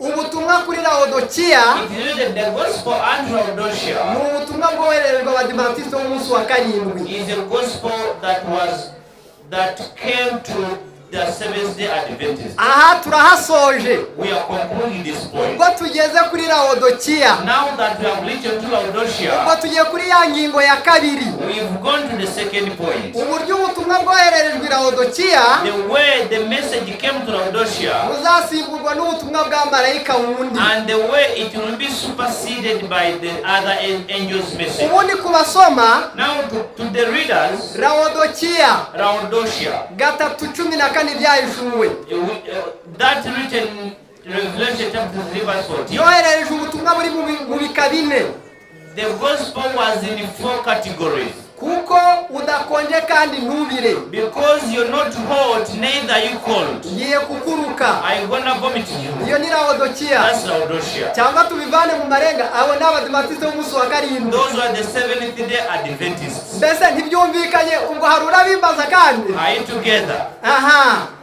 ubutumwa bwa kabiri, The second gospel. nzi imirimo yawe I know your works. yuko udakonje. nzi imirimo yawe. oya haravuze ngo ntabwo ari nzi imirimo yawe. oya ubwo ni ubutumwa bwa mbere. ahubwo ubutumwa bwa kabiri buravuga ngo kuko oya reka nkugire inama. Let me advise ni you. ubutumwa buvuga kugira inama. The second message. The Ndabona- second message is an advice ungure umuti wo gusiga ku maso that you buy from me medicine to smear n'ukwambika your ubwambure eyes bwawe kugira ngo utambare ubusa and buy bread and buy, n'izahabu yego nizaba yatunganirijwe mu ruganda ibi bintu murabizi ntabwo turabisoma. We shall not read Ihangane. it. You read the verse chapter 3 verse 14. Yavugurwa n'ubutumwa bwa kabiri. That's the second message. Abadive bakavuga ngo cyangwa Laodikiya Laodicea said ngo kuko ntacyo nkenye kandi ntacyo nguze. that Suko byanditsera? because I'm not poor, neither am I lacking. Suko byanditse. Mbese ubutumwa bwa Laodikiya bwa kabiri. The second message of Laodicea, Imana iri kubona Laodikiya hari ibyibura. God sees Laodicea lacking things. Laodikiya ikabona nta kibuze. And Laodicea said, no, we are not lacking. Nibyo? Is it the truth? Gatatu. The third. Yesu araza muri Laodikiya. Jesus comes into Laodicea Dore ndakomanga ku rugi. and say, here I'm knocking. Uwumva ijwi ryanjye azakingura dusangire. And if someone hears my voice, will open door and I enter in. Mbese mbabaza ikibazo. Let me ask, Ninde uri gukomanga? who is knocking? Ni Yesu. It's Sibyo? Jesus. Mbese umuntu akomanga ari imbere. Does someone knock when he's inside? Ubwo umuntu akomanga ari inyuma. Someone who knocks must be outside. Mu yandi magambo, In other words, se tubivanye mu marenga twaba dutukanye. if we not speak in mystery, Abadivantiste w'umunsi wa karindwi, the Seventh-day Adventists, Yesu yari ari gukomanga ngo yinjire ariko atarimo imbere. Jesus was knocking when he was outside, not inside. Nibyo? Hope we are together. Gatatu. The third, Kane. the fourth, Ni ijambo rivuga ngo dore ndakugira inama. it is the word that say, here I advise Mu you. yandi magambo wababaza ikibazo. In other words, if I ask you a question, Nubwo bafite bitatu bibi, even though they have three bad things, ariko bemeye inama ntibaba bakize. if they accept or heed to the advice, Banze inama. won't they be saved? But if they don't accept, Ngaho mwumva ubutumwa uko ari butatu. you listen to this gospel. Tugiye kubwinjiramo. We are diving deep into this. Ubutumwa bwa mbere. The first message. Imana iri kubagaya. God is despising Ikavuga them. ngo ntimukonje, He's saying you're not cold nta nubwo mushyushye, and you're not hot. ahubwo nimukomeza kuba mutyo nzabaruka. And if you continue to be lukewarm, I will vomit you. Amarenga rero twayavanyemo. Now we are taking away mystery. Ni abadivantiste babwiwe ayo We magambo. are speaking the reality. Those are the Adventists that are Noneho being tugiye told kubaza that. umwuka w'ubuhanuzi. Now we ask the spirit of prophecy. Ese byigeze bibaho Has it ever happened yuko abadive bakonja, that Adventists be cold ubukonje buvanze n'ubushyuhe, and coldness with some hotness, maze bikagera ubwo Imana ibaruka? and Jesus and God chose to vomit them? Si uko byanditse se? That's what is Kuko written. ubwo bwari ubuhanuzi, Because that was prophecy. buramutse butaruzuye cyaba ari ikinyoma. If it is not fulfilled, that would be a lie. Noneho reka tubaze umwuka w'ubuhanuzi, Let us ask the spirit of prophecy niba ibi bintu byarabasohoreyeho. if this has ever happened. Yego byarasohoye, It happened kuko Imana itabeshya because God is not a liar, kandi ibyo ivuga ni ukuri. and whatsoever He speaks is the truth. Ibi bintu bari barabwiwe, These things that they had been told, igihe cyarageze, time came, aba bantu batangiye neza, and these people started well. bakorera Imana They bakiranuka worked for God with kandi babikuye righteousness. ku mutima. They were working from God from their Bakorera heart. Imana neza pe nayo They irabashima. worked for God and were thanked. Ibyo byanditswe mu gitabo cy'ibihamya, That's written in the book of Testimonies, umuzingo ni uwa 5, volume 5, 534. page 534. Reka wenda manze nyasome. Let me try to read that. Abadivantiste batangiye neza Advent started well kandi bakorera Imana, Imana nayo and irabashima. worked for God, and God thanked them. Ariko igihe kiragera But ubutumwa burabananira time barabura. came and the gospel, and they could not heed the gospel. Ariko reka manze mbisome. Let me read this. 534. 534. Numva uko handitse. You hear? Hano haranditse ngo, It is written. when the truth we now cherish was the first seem to be the Bible truth, igihe ukuri dukunda twasanze ari ukuri kwa Bibiliya, Mu gisera amazima gatwagala batwasange amazima ga Bible, mbega ukuntu uko kuri kwatubereye kwiza. amazima nga twagagala nnyo. Twahuye n'abo kukurwanya benshi, Twasinkana abaturwanyisa bangi, ariko twebwe twakomeze gukundwa akazi ko kuri. neffe twasigala twagala nnyo amazima ago. Twatangiye turi ubwoko bw'umwihariko, Twatandika tuli bantu banjawulo, twari bake mu mubare, twali batono mu namba, nta mafaranga twagiraga, tetwalina nsimbi nta nyingi, bwenge bw'isi twari dufite, tetwalina na bwongo bungi bwa nta byubahiro bitwansi, by'isi twari dufite, tetwalina na bitiibwa bya nsi, ariko twizeraga Imana naye twakkirizanga Katonda, kandi ibyo twakoraga byose byageraga ku umusaruro ate betwakola nga bino byatuka ku makungula tukaba n'iterabwoba ku banyabyaha era twali kyantiisa eri aboonoonyi aba ni bande nsomye bano baani betusomye aba ni bande bano baani n'abadivantisite b'umunsi wa karindwi be badiventisa bonaku olw'omukaaga ariko mwumve hepfo yego nanze gusoma mu cyongereza bitewe n'agahe uri gusoma abongereza barumva basigaye reka tuyasome tutayasobanuye let us read them usobanure uwo yari mu Uganda turi gucungura gahe we were indeed peculiar people we were few in numbers without help without word wisdom and honors and yet we believed God and we were strong and successful and a terror to evil doers.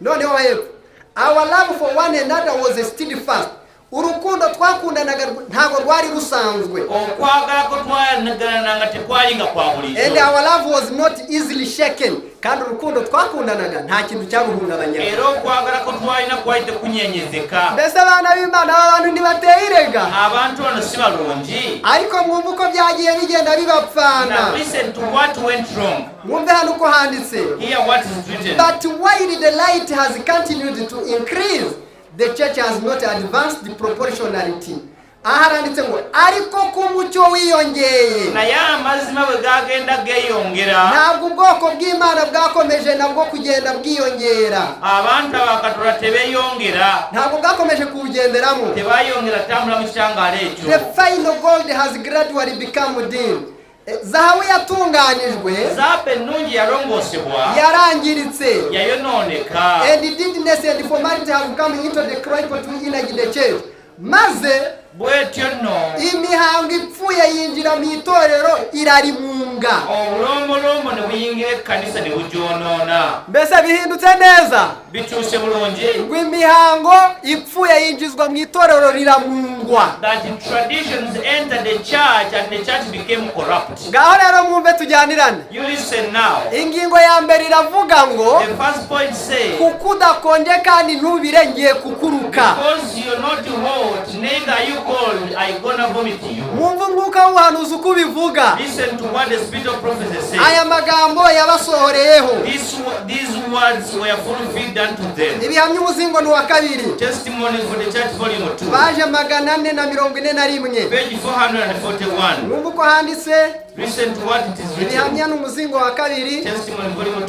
paje ni 441 Page 441. paragrafu ni ya gatatu Paragraph 3. oya paragraph 2 Paragraph 3. aha urakoze cyane mwumve uko handitse Listen to what's written. like ancient Israel the church has dishonored her God by departing from the line kimwe na Isirayeli ya kera okufaananako ne Isirayiri ey'edda itorero ryubahutse Imana yaryo ekkanisa yanyooma katonda waayo ngo byagenze bite ekkanisa yanyooma katonda waayo itorero ryubahutse Imana yaryo like ekkanisa yanyooma ritera umugongo ukuri Imana yari yarabahaye and departed from the truth that God had given them, neglecting her duties maze itorero ryiragagiza inshingano Imana yarihaye bw'ekyo ekkanisa ne yeesuulirwa n'agamba ku buvunaanyizibwa bwayo and abusing her high and exalted privilege of being peculiar and holy in character kandi basuzugura amahirwe akomeye Imana yari yarabahaye era ne banyooma omukisa ogw'enjawulo katonda gwe yali yabawa yo kuba ubwoko bw'umwihariko kandi bwera omukisa ogw'okubeera abantu ab'enjawulo ate abatukuvu mwumve ntabwo turajya dusubira inyuma tetugenda kudda mabega. her members have violated their covenant to live for God and him only abagize iryo torero ry'abadivantiste abakola ekkanisa ey'abadiventisiti bishe isezerano bagiranye n'Imana bamenya endagaano gye bakola ne yo katonda kuba b'Imana yonyine ey'okubeera bakatonda bokka. they have joined with selfishness bamaze kwihuza n'abikunda beegatta n'abeeyagala and worldly loving kandi bihuje n'abakundisi era bafuuka abaagala ensi. mwumva amagambo nyezeho Wulira ebigambo kutuuse. pride ubwibone mu itorero amalala mu kkanisa the love of pleasure gukunda ibinezeza mu okwagala itorero ebisanyusa mu kkanisa and sin have been cherished and Christ has departed ibyo byarashwonyagijwe mu itorero maze Kristo arivamo nuko nsoma ebyo byanywera mu kkanisa bwatyo Kristo n'agivaamu. Mbese turi kujyanirana. Council, I hope we are together. Ingingo turiho The point which we have reached out ni to uburyo ubutumwa bwa Laodikiya is the way the Laodicean message, buzasimburwa n'ubutumwa bwa marayika wundi. the way the Laodicean message will be inherited, also facilitated by another year's message. Bivuye mu marenga. From the mystery, Ni uburyo ubutumwa bw'Abadiventiste b'umunsi wa karindwi we are looking into how the Adventist gospel buzasimburwa n'ubutumwa bw'ivugurura n'ubugorozi. shall be superseded by the Reformation and Revival message. Ndasomye ngo He read that. ubwibone, Pride, gukunda ibinezeza, having of pleasures, ngo barabi have been cherished, byarashwonyagizwe had been cherished, maze Kristo ngo arivamo. Nuko nsomye and Christ ran away. ariko amagambo yambabaje N'ebigabiro byannomye. nayasomye munsi. Abiddamu wansi His n'abisoma. spirit have been quenched in the church. Umwuka w'Imana wamaze gucecekeshwa mu itorero. That omwoyo wa Katonda yamala okusirika mu kanisa. Wenda abantu bashobora kuba batari kubyumva, People might not be understanding this, ariko wenda hari murabyumva imbere. but I hope you will understand Muzi later. uburyo bacecekesha umwuka w'Imana. You know how to silence God's Ni igihe spirit. Imana ivuze nawe ukavuga.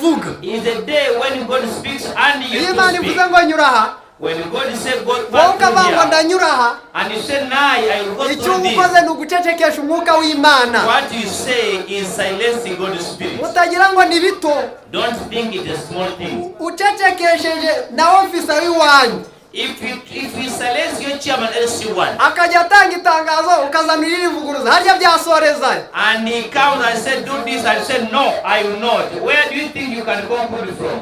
byasoreza heko mutari kunsubiza. Where can you end from? Harya si muri prison, You might end up in prison. harya mujya mugira ngo Imana ngo niyo kagabo koroshye ko kuzajya ivuga maze abantu bakaza Do bakavuguruza. you think God is a useless creature to speak and people despise? Ngaho You mwumve, listen. umwuka w'Imana waracecekeshejwe mu itorero. God's spirit was silenced for long. Satan works by side with the professed Christians. Ubu Kakano, Satani ni ukorera impande y'abagize iryo torero. Sitani yakolere kumpi n'abakole kanisa eyo. Iyo abantu batayobowe n'ibyavuzwe n'Imana, Abantu batalungamizibwa bya Katonda, bakayoborwa n'ibyavuye ku bantu, ne balungamizibwa byava ku bantu, ako kanya Satani araza agafata icyicaro akaba ari uyobora Imana. Sitani ajja n'afuna entebe mu bo. Mbese abana b'Imana muri kubyumva? Tuli ffenna bantu ba Katonda. Ngibi ibintu byabaye kuri aba bantu b'Imana. Bino by'ebintu ebyatuuka ku bantu ba Katonda. Ingingo ya kabiri Akayinga k'okubiri iravuga ngo kagamba nti Imana iri kubona abakennye, nibyo, Mukama alaba nga baavuwadde. maze bo bakavuga ngo iki? Bo bagamba batya Ngo ntacyo tugize ute? kyaffe tuli bagagga. Abo ni Abadivantisite b'umunsi wa karindwi. Abadiventista abonakola omusango. Noneho ikibazo Kakati ikibazo kiravuga ngo the question comes and says, ese byabayeho has it ever happened? yuko Imana igigaho ibyo Abadivantisite barimo Can God despise things that Adventists are bo doing? bakazajya bayemeza yuko nta cyari cyapfa? And he said, no, we are still having the truth. Yego byabayeho, Yes, it ever happened. ibi byabayeho. This happened. Reka nabyo tubisome. Let me talk about it. Abantu benshi Many people, iyo bari gusoma when they are preaching, bakunda kuvuga atari ku itorero niryo ry'Imana. they will say, this is a good Ngaho church. mwumve rero, Listen mwumve uko carefully. iby'iri torero byagiye bigenda. Listen the history of this church. Ntabwo ari ukubomekaho ibintu tuvuze, turi kuvuga ibyavuzwe n'Imana. We are not talking falsely to this church, but we are talking about what God spoke. Ntabwo ari igikeba cy'amadini kuko si abantu dushaka bo kujya mu ijuru. We do not hate the church, but we just want people to be aroused and go to heaven. Ntabwo dushaka ubwinshi bw'abantu We do not want the majority. We don't want numbers, kuko ubwinshi ntibwatuma umuntu ajya mu ijuru. because numbers cannot take people to heaven. Ahubwo ubutumwa We are looking for the buba gospel. bukeneye niyo yaba umwe Even if it's one, ariko uzajya mu who ijuru. will go to heaven? Nibyo. Ngaho rero mwumve, You listen carefully. muri iki gitabo In this book, ni iki gitabo cyitwa Christian Service. in this book called Christian Service, Yego, paji ya mirongo ingahe? 41. Reka ndebe 30. Reka ndebe paje mpageze nyabasomere. Muri iki gitabo reka mvuge paje nyigezeho ukuntu ibi bintu nabyo byabasohoreyeho. we are reading the book called Christian Service. We shall give you a page when we reach there. Uko aya magambo yasohoreye ku Badventiste. ni mu cyigisho cya gatatu. This chapter 3. Mwumve uko handitse. It is written. Ni page ya 38 paragraph 1 2 3 4. Page 38 paragraph 4. Haranditse ngo. It is written. I'm filled with sadness when I think of our condition as a people. Njagira agahinda kenshi cyane iyo nditegereje imiterere y'ubwoko bw'Imana. Njijuranye nako bwenetegereza abantu bafana bakatonda. The Lord has not closed even for us. Page 38. 48 mu Kinyarwanda. Page 38 in English, 48 in Kinyarwanda. Imana nigeze idukingira ijuru. God has never. The Lord has not crossed heaven to us.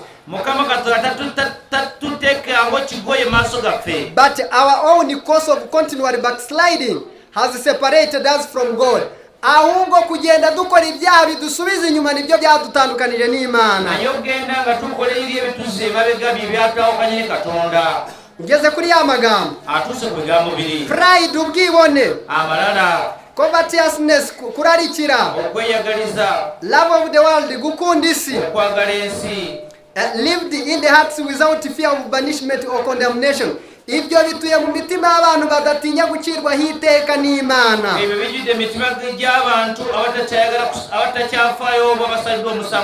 Mbese iyi si imvugo iri kuva ku Mana. Ngaho mwumve. Grievous and presumptuous sins have dwelt among us. Ibyaha biteye ubwoba kandi by'ubwibone biri hagati muri twe. Mbese amagambo ari kuva kuri nde? Si ku Mana. Ngaho mwumve. And yet the general opinion is that the church is flourishing and that peace and spiritual prosperity are in all her borders. Mwumva amagambo. Ngiye kuyasubiramo mu Kinyarwanda. Ibyaha bikomeye kandi by'ubwibone biri hagati muri twe. Ariko ikibabaje, igitekerezo kiri mu bagize itorero ryose. Ngo igitekerezo kiri muri bande? Ngo nuko itorero riri mu bihe by'uburumbuke, ibihe by'amahoro, ngo n'iterambere ry'iby'umwuka riri mu itorero. Mwumvise kunyuranya? Chaka ngo munsubize. Mwumvise kunyuranya? Have you had the contradiction? Imana iri kuvuga ngo God is saying mu itorero harimo ibyaha biteye ubwoba. In the church there are tremendous sins. Ngo ku buryo harimo n'abantu badafite n'ubwoba bwo gucirwa hiteka n'Imana. There are people that do not fear condemnation by God. Ariko igitekerezo kiri mu bagize itorero bose. But the general taking of the world. Ni ijambo rivuga ngo. The general taking of people in the church are saying. Ni ijambo rivuga ngo itorero riri mu gahe k'uburumbuke n'amahoro. They are saying that the church is in a great prosperity and peace. Ibi nabyo byari bihabanye n'Imana yakoze. These were things that were contradicting. Ingingo ya gatatu. The third point. Iravuga ngo dore mpagaze ku rugi ngizute. It says here, I stand knocking on your door. Ndakomanga. I stand knocking on your door. Ubusobanuro bwa Bibiliya. Let's read ubusobanuro bwa Bibiliya. Bible commentary. Volume ya 7. Volume 7. Bari gusobanura ibyahishuwe gatatu. When they were explaining Revelation chapter 3. 966. Page 996. Haranditse ngo. It is written. Gukomanga. That knocking. Ngo ni imiburo. Are the warnings. Ni imicyaho. Are the reproofs. N'ubutumwa bw'Imana bubwira abantu gukosora. And God's voice that tell people to change. Bese biri kumvikana. None Imana yari gukomanga ku rugi rw'itorero. God was knocking the church of God. Ihakomangishije imiburo n'ubutumwa bwo gucyaha. He was knocking his church using reproof and warnings. Abafite igitabo cy'ibyaduka cy'Ikinyarwanda. People who have a book of last day events. Sinzi badutiza. You assist us with the book of last day events. Ariko reka tuyavuge. Haranditse ngo isubi y'Ijana na 44. Urakoze cyane. isubije na 44 paragraph 144. wumva uko handitse Here what is written. Kristo ntabwo ari muri iryo torero. Christ is not in that church. Aha haranditse ngo It is written 44 144. itorero rimeze nk'iry'Laodikiya, The church that resembles Laodicea, Imana ntikiri hagati muri ryo. God is no longer in it. Mbese ubwayo akeneye ubusobanuro. Do we need expression here? Aya magambo hari ubusobanuro akeneye. And this word is plain. Ngo itorero ngo rimeze nk'iryahe. That a church that resembles Laodicea, Imana ntikiri hagati hehe. God cannot be in it. Aya magambo arumvikana. These are plain words. Ariko hejuru haranditse ngo Above this they say, bitewe n'umwanya reka tuyareke. because of time, let's not read this. Ahubwo aha harumvikana. But it is page Ingingo ya nyuma. The last point. Nahavuga ngo dore ngizute. Hagaze kuru Ndakugira inama. It is a point where God say, I do advise you. Ngahantu tuhumvikana. This where we should put much concern. Bemeye inama baba bakize. If they heed to this advice, they will be saved. Banze inama byaba bibaye ikibazo. If they do not heed to the warning, to the advice, it will be a problem. Noneho tugiye kubaza umwuka w'ubuhanuzi. We shall ask the spirit of prophecy. Ikibazo kivuga ngo The question says, inama barayemeye cyangwa barayanze, birabyisobanura. did they heed to the advice or they refused it? Mbese turi kumwe? Are we together? Nihangane ibi bintu mubyumve, We should understand this. kuko ibyo twizera biba bishingiyeho agakiza kacu k'iteka ryose. Whatever we believe in has a great effect on our going to heaven. Ngaho mwumve, Our salvation depends much on what we believe in. reka tubaze igitabo. Let us the book. Ese inama barayemeye Did they heed to the advice cyangwa barayanze? or they denied it? Ngaho twumve Let's hear. muri cya gitabo cyitwa inyandiko z'ibanze, In this book called Writings, page inyandiko z'ibanze page ya 270. page 270. Mwumva uko handitse Here what is written. 270 inyandiko z'ibanze. Page 270 Writings. Ngaho mwumve uko handitse. It is written. Inama Council. niyo tugezeho. That's where we've reached. Itorero riyemeye ryaba rikize, We are looking at advice. If the church accepts this, it will be saved. ariko bayanze baba batakaye. If they do not accept, they will be lost. Haranditse ngo Here it's written. I asked the meaning of the shaking I had seen, mbaza iby'inyeganyega nabonye. And I was shown that it was because by the straight testimony called forth by the council of the true witness to Laodiceans. Maze ndabwirwa ngo iryo nyeganyega wabonye ryatewe n'inama y'umugabo wo guhamya yoherejwe itorero rya Laodikiya. Yaba kumujurizi byawereze kandi ya Laodikiya. Nihangane mu byumve. Muwulize bino. Ellen White yareretswe. Yayoresebwa. Abona inama y'umugabo wo guhamya igeze mu itorero ry'Abadiventiste. Narabanga amagezi golekedde kanisa y'Abadiventiste. Inama ubwo yageraga, When this advice came in, atangazwa no kubona itorero rinyeganyeze rirasandagurika. he was surprised to see the church shaking. Arabaza ngo Then he kuki itorero risandaguritse? asked herself, why has the church been distorted? Mbese turi kujyanirana? Are we together? Arasubizwa ngo And he was answered. impamvu itorero risandaguritse The reason for the shaking of the church ni inama y'umugabo wo guhamya, ya nama yoherejwe is the Laodikiya. advice that has been given to the Laodicea. Bizagenda bite? What will happen? This will have an effect upon the hearts of the receiver. Inama y'umugabo wo guhamya izagira ikimarira abazayakira. Gana amagezi kajya kwaga mugaseri muri mutima kuganiriza. And will lead him to exalt the standard. Will lead him to exalt the standard and puff the straight through. Kandi uzakira inama wese Irajyo kwandiza amagezi gano yena azashira ukuri hejuru. ajya kugurumiza amazima. Ubwo si sawa, Siwe wawe. ariko mwumve, some will not bear this straight testimony.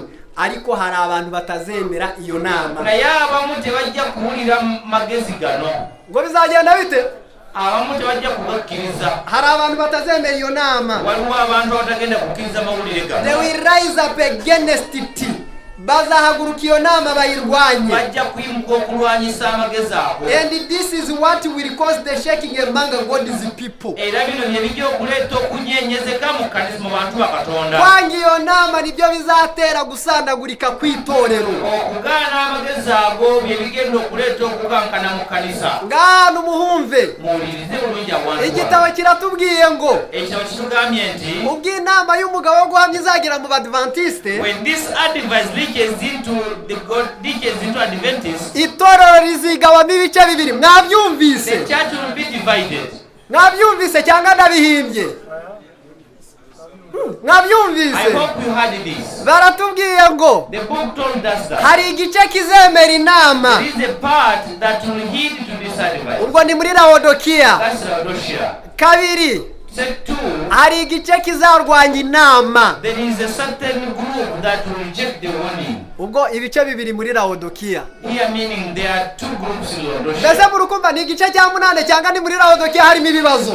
Is it the 8th group or it's in the Laodicea that Abantu has mwihangane problems? tujyanirane. Let us go together on Hari this. abantu bajya babaza ngo There are people that always ask dusoma themselves. amatorero arindwi We read about the 7 nta churches. rya 8 You rizabaho. have never read the 7th. Ati kandi karindwi ni Abadiventiste b'umunsi wa And karindwi. the 7th church is the Adventists. Ati namwe murahagurutse, ati muri kubwiriza ubutumwa. And they say now you emerge preaching the Ati ko gospel. Laodikiya izwi akaba ariyo ya nyuma.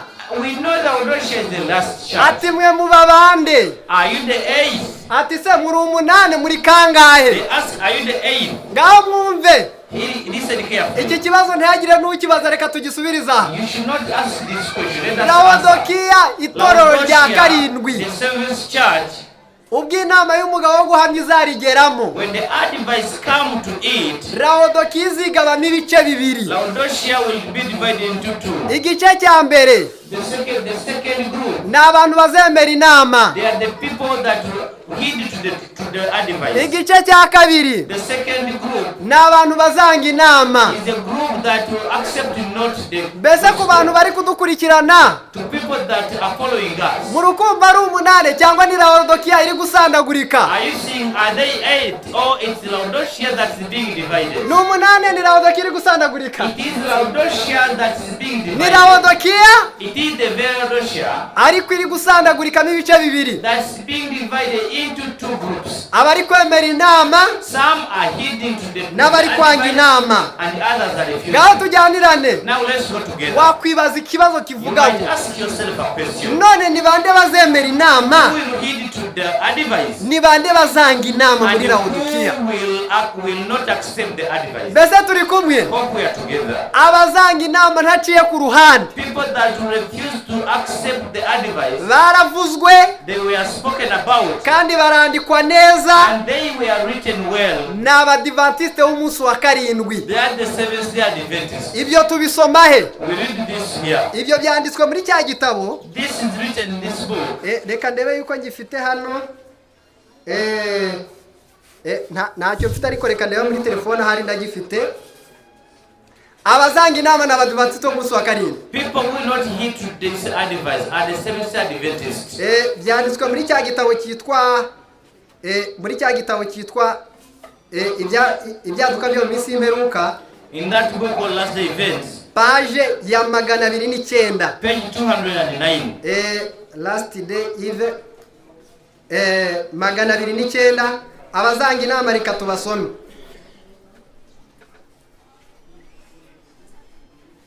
Magana 209.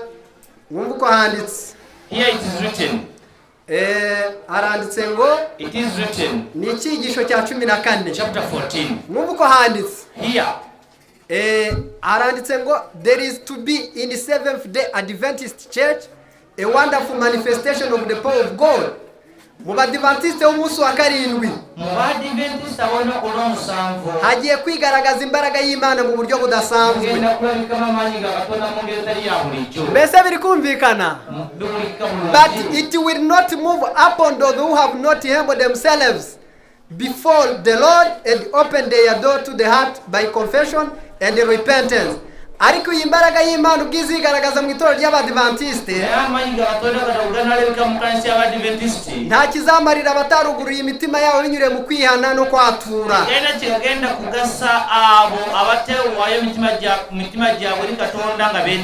In the manifestation of the power which lightens the earth with the glory of God, muri uko kwigaragaza kw'imbaraga y'Imana izamurikira isi,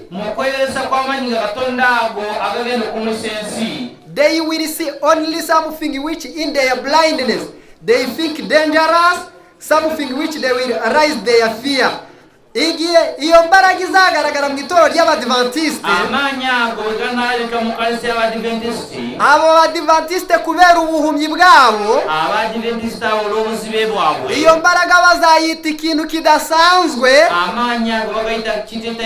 kandi giteye akaga, bitewe n'uko ubwo butumwa buzaba bubateye ubwoba. Mbese biri kumvikana? Aha, hepfo, they will brace themselves, resist it, maze bazakorana ubuhanga bwose n'imbaraga zose barwanya iyo mbaraga. Bajya kwimukana amanyi barwanyisaga amanyi.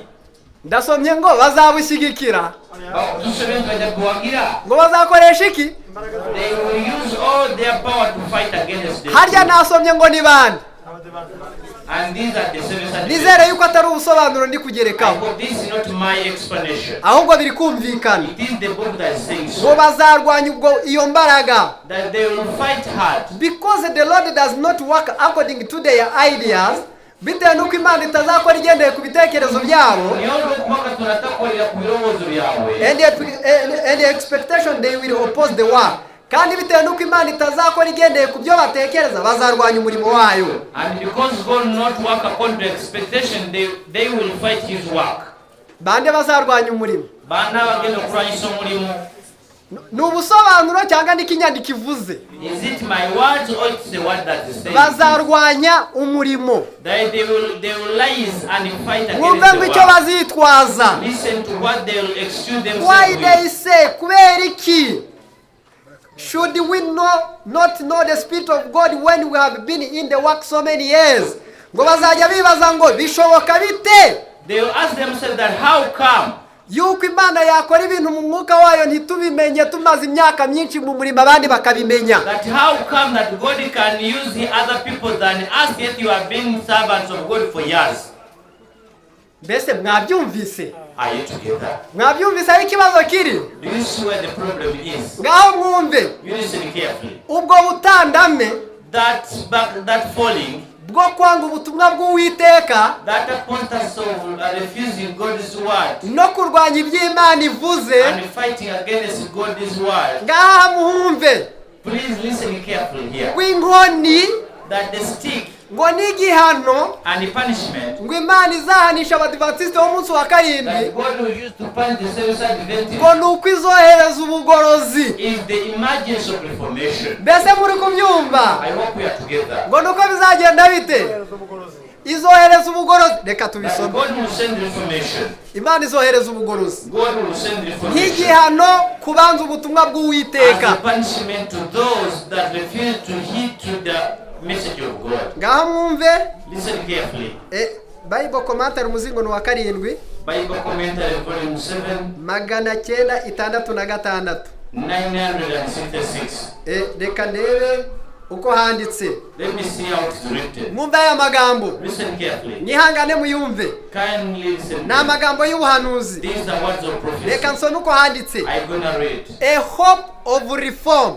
Ibyiringiro by'ubugorozi. Esuri ery'ubugorozi. Mbese mbabaza, umuntu ufite ibyiringiro by'ikintu, icyo kintu kiba cyari cyaba. Omuntu ayina esuri y'ekintu kiba kyabadde.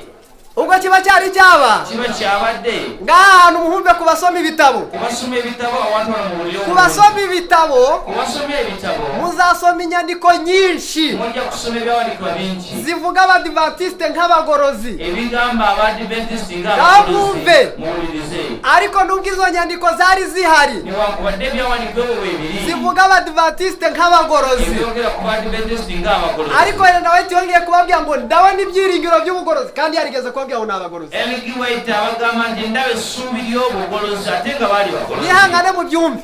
Kindly listen to mu this. gitabo cyitwa intekerezo n'iby'umwuka bihagaze neza, The book called Mind, Character and Personality, volume ni ya kabiri, Volume 2, 452 mu gifaransa. 457 in French. Haranditse ngo It is written, n'oubliez pas que nous sommes des réformateurs non des bigots. Muteko uzajya mwiyobagizaho ko turi abagorozi tutari ingurumbanya cyangwa se abantu bananirana batumva. temulowooza nga nti abagole tuli bajeemu. Mbese yavugaga ngo ntimukazajya mwiyobagizaho ko turi abagorozi, abibwira abande ndi kugira ngo tujyane hano, yabibwiraga abande. And he was telling Adventists that never forget that we are reformers. Igihe abadiva bari bahagaze neza, When Adventists were stood firm, ari abagorozi bahagaze ku rufatiro rw'ijambo when they were ry'Imana, still reformers preaching, muzasoma standing on his principles, muzasoma inyandiko nyinshi na White yanditse abita abagorozi. you will read many verses where Ellen White wrote calling them reformers. Ariko nshaka mu inyandiko agiye gusoma mu yumva, But I want you to understand this reading that I nubwo did. izo nyandiko zari zihari nyinshi Even though those writings existed, zibita abagorozi, calling them reformers, ariko Ellen White araza Ellen White came abazanya ubutumwa and brought the message buvuye ku Mana nk'iyerekwa, coming from God, abarababwiye ngo ndabona hari ibyiringiro by'iki, and he told them that I see great hope for reformation. ngaho mwumve, Listen carefully. the church must and will shine forth. Ngaho mwumve, itorero rigomba kandi rizamurika. Ekkanisa eteekeddwa okubeerawo ate n'emulika. Ikibazo, Ekibuuzo, itorero rigomba kumurika. ekkanisa eteekeddwa okumulika. Ubwo ryaramurikaga. Was it lighting? He said the church must light. Was it lighting? Ko tutari kujyanana neza cyangwa ubyumva, itorero rigomba kumurika, ubwo riri kumurika. She's saying that a church must shine. Ariko arababwira ngo nubwo ritari kumurika, He says even though it's not the shining, church will shine, itorero rizamurika. ekkanisa ejja kumulika. Mbese ubwo si ubuhanuzi? Aha, ngaho mwumve rero. Listen carefully. Fair as the moon, rizaba rirabagirana, Lijja kwaka bulungi rifite ng'enjuba. ubwiza nk'izuba, riri kumurika nk'izuba. Nga likosa bulungi ng'enjuba. Uwo ninde? Anaayogera olwo. Si itorero? Ye kkanisa. And terrible as an enemy with banners. Kandi azaba ari itorero riteye ubwoba nk'igitero cy'ingabo rifite amabendera. Kkanisa y'amaanyi ng'obulumbaganyi obulina bendera. God's servant must by laboring together with Christ roll away the curse that has made the church so lukewarm. Aharanditse ngo abagaragu b'Imana Agambye nti abaddu ba Katonda bagomba gufatanya na Yesu, bateekeddwa okukwatagana ne Yesu, bagakuraho umuvumo, ne baggyawo ekikolimo kyonna, bagakura umuvumo ku itorero ryariho umuvumo, ne baggyawo ekikolimo ku kkanisa, bagakuraho umuvumo ku itorero wazanywe no kuba akazuyazi. ne baggyawo ekikolimo ku kkanisa ekyaleetebwa ekibuguumirize. Ngo itorero ngo ryahuye n'umuvumo ukomotse he? That the church had been cast greatly Ngo abagaragu b'Imana ngo bazakora akahe kazi? by the word of the people of God who work Gukuraho uwo tremendously muvumo wazanywe n'iki? to eliminate that curse that Ariko was mwumve, brought by the lukewarmness. izo operasiyo Imana yari kuzikorera. Those were the operation The that God chastening himself was doing. reveals a hope of reform. Kandi igihano cyo gukosora icyo kibazo Imana izohereza ubugorozi. Nti ate ekibonerezo eky'abantu abo bujja kubeera bugolozi. Igihano ngo cyo gukosora ibyo bintu ngo ni igiki? Ekibonerezo ky'abantu abo bujja kubeera bugolozi. Nguko ukuntu Laodikiya Bw'etyo nno Lawudikiya izasimburwa n'ubutumwa bumurikira isi, bw'eneddirwa mu bigere ariko n'enjiri ubutumwa bwa marayika wundi nga yenjiri ya malayika omulala. buvuga ngo ngiye kubona ngo mbona marayika wundi The gospel that said that I saw another angel amanuka ava mu ijuru asate coming from heaven. ngo afite iki? Arangije akora iki? Isi imurikirwa n'iki? I saw another angel coming with glory, and the one who was enlightened by his glory. Ubutumwa bwa Laodikiya The Laodicean message igihe buzaba busimbuwe n'ubutumwa bwiza bw'ivugurura n'ubugorozi, going to be superseded by the revival and information gospel, cyangwa se ubutumwa bwa marayika wundi, or another angel's message. isi izamurikirwa n'ubwiza. The world will be lightened by his glory. Mwumve muri iki gitabo ukuntu byavuzwe. Listen to this book. mirongo ine na rimwe ntekereza ko ari aho mirongo ine na rimwe muri iki gitabo cyitwa Christian Service umurimo wa Gikristo. This book called Christian Service. Mwumva ukuntu hano handitse. It is written. Christian mirongo ine na rimwe paragrafu ni ya kane. Page 41. Christians should be prepared for what is soon to break up to the world of any helming surprise. Aharanditse ngo abakristo bagomba kwitegura ku bintu bidasanzwe bizabatungura bigiye kubera ku isi. This preparation, iyi myiteguro, they should make it by diligent studying the word of God. Bagomba kuyikora biga ijambo ry'Imana and striving to conform their lives to its precept. Kandi bakagora ibishoboka byose kugira ngo ubuzima bwabwo bugendane n'ijambo ry'Imana. Mwumva ikintu kizatungura isi. Sinsomye ngo abakristo bagomba kwitegura ikintu kizatungura isi. Haranditse ngo God calls for a revival and reformation. Ikintu kizatungura isi ni Imana izahamagara ubutumwa bw'ivugurura n'ubugorozi. Mbese abana b'Imana turajyaniranye. N'ubutumwa bw'ivugurura niki? Mwumve hepfo haranditse ngo revival of true godliness among us is greatest and most urgent that all needs. Ivugurura ry'imico nicyo kintu gikenewe muri twe. A revival and reformation must take place under the administration of the Holy Spirit. Hepfo haranditse ngo ahabwa iyerekwa noneho amaze kubwirwa ibyivugurura n'ubugorozi. Mwumva iyerekwa yahawe in vision of the night. Ni iyerekwa rya nijoro, representations passed before me of great reformatory movement among God's people. Ninshaka ndarekera ni iyerekwa rya nijoro neretswe igikundi movement bura turayita igikundira narabo mugendo. A great movement, igikundi kinini narabo mugendo turabyita igikundi movement. Ngaho mudufasha movement neretswe itsinda rinini nayolesiwe kibingiye kinene ry'abantu bari batwaye ubutumwa bw'ubugorozi. Ecy'abantu abari batutengereye ubugorozi. Hepfo haranditse ngo bigishije iby'ijambo ry'Imana, abarwayi barakize, abantu bihanye ibyaha. Ni hariya nandi gusoma ngo ubwo butumwa ngo nabonye bumeze nka bwa bundi bwabwirijwe mbere y'igihumbi kimwe 844. That message I saw was similar to the message that was preached in 1844. Mbese abana b'Imana biri kumvikana?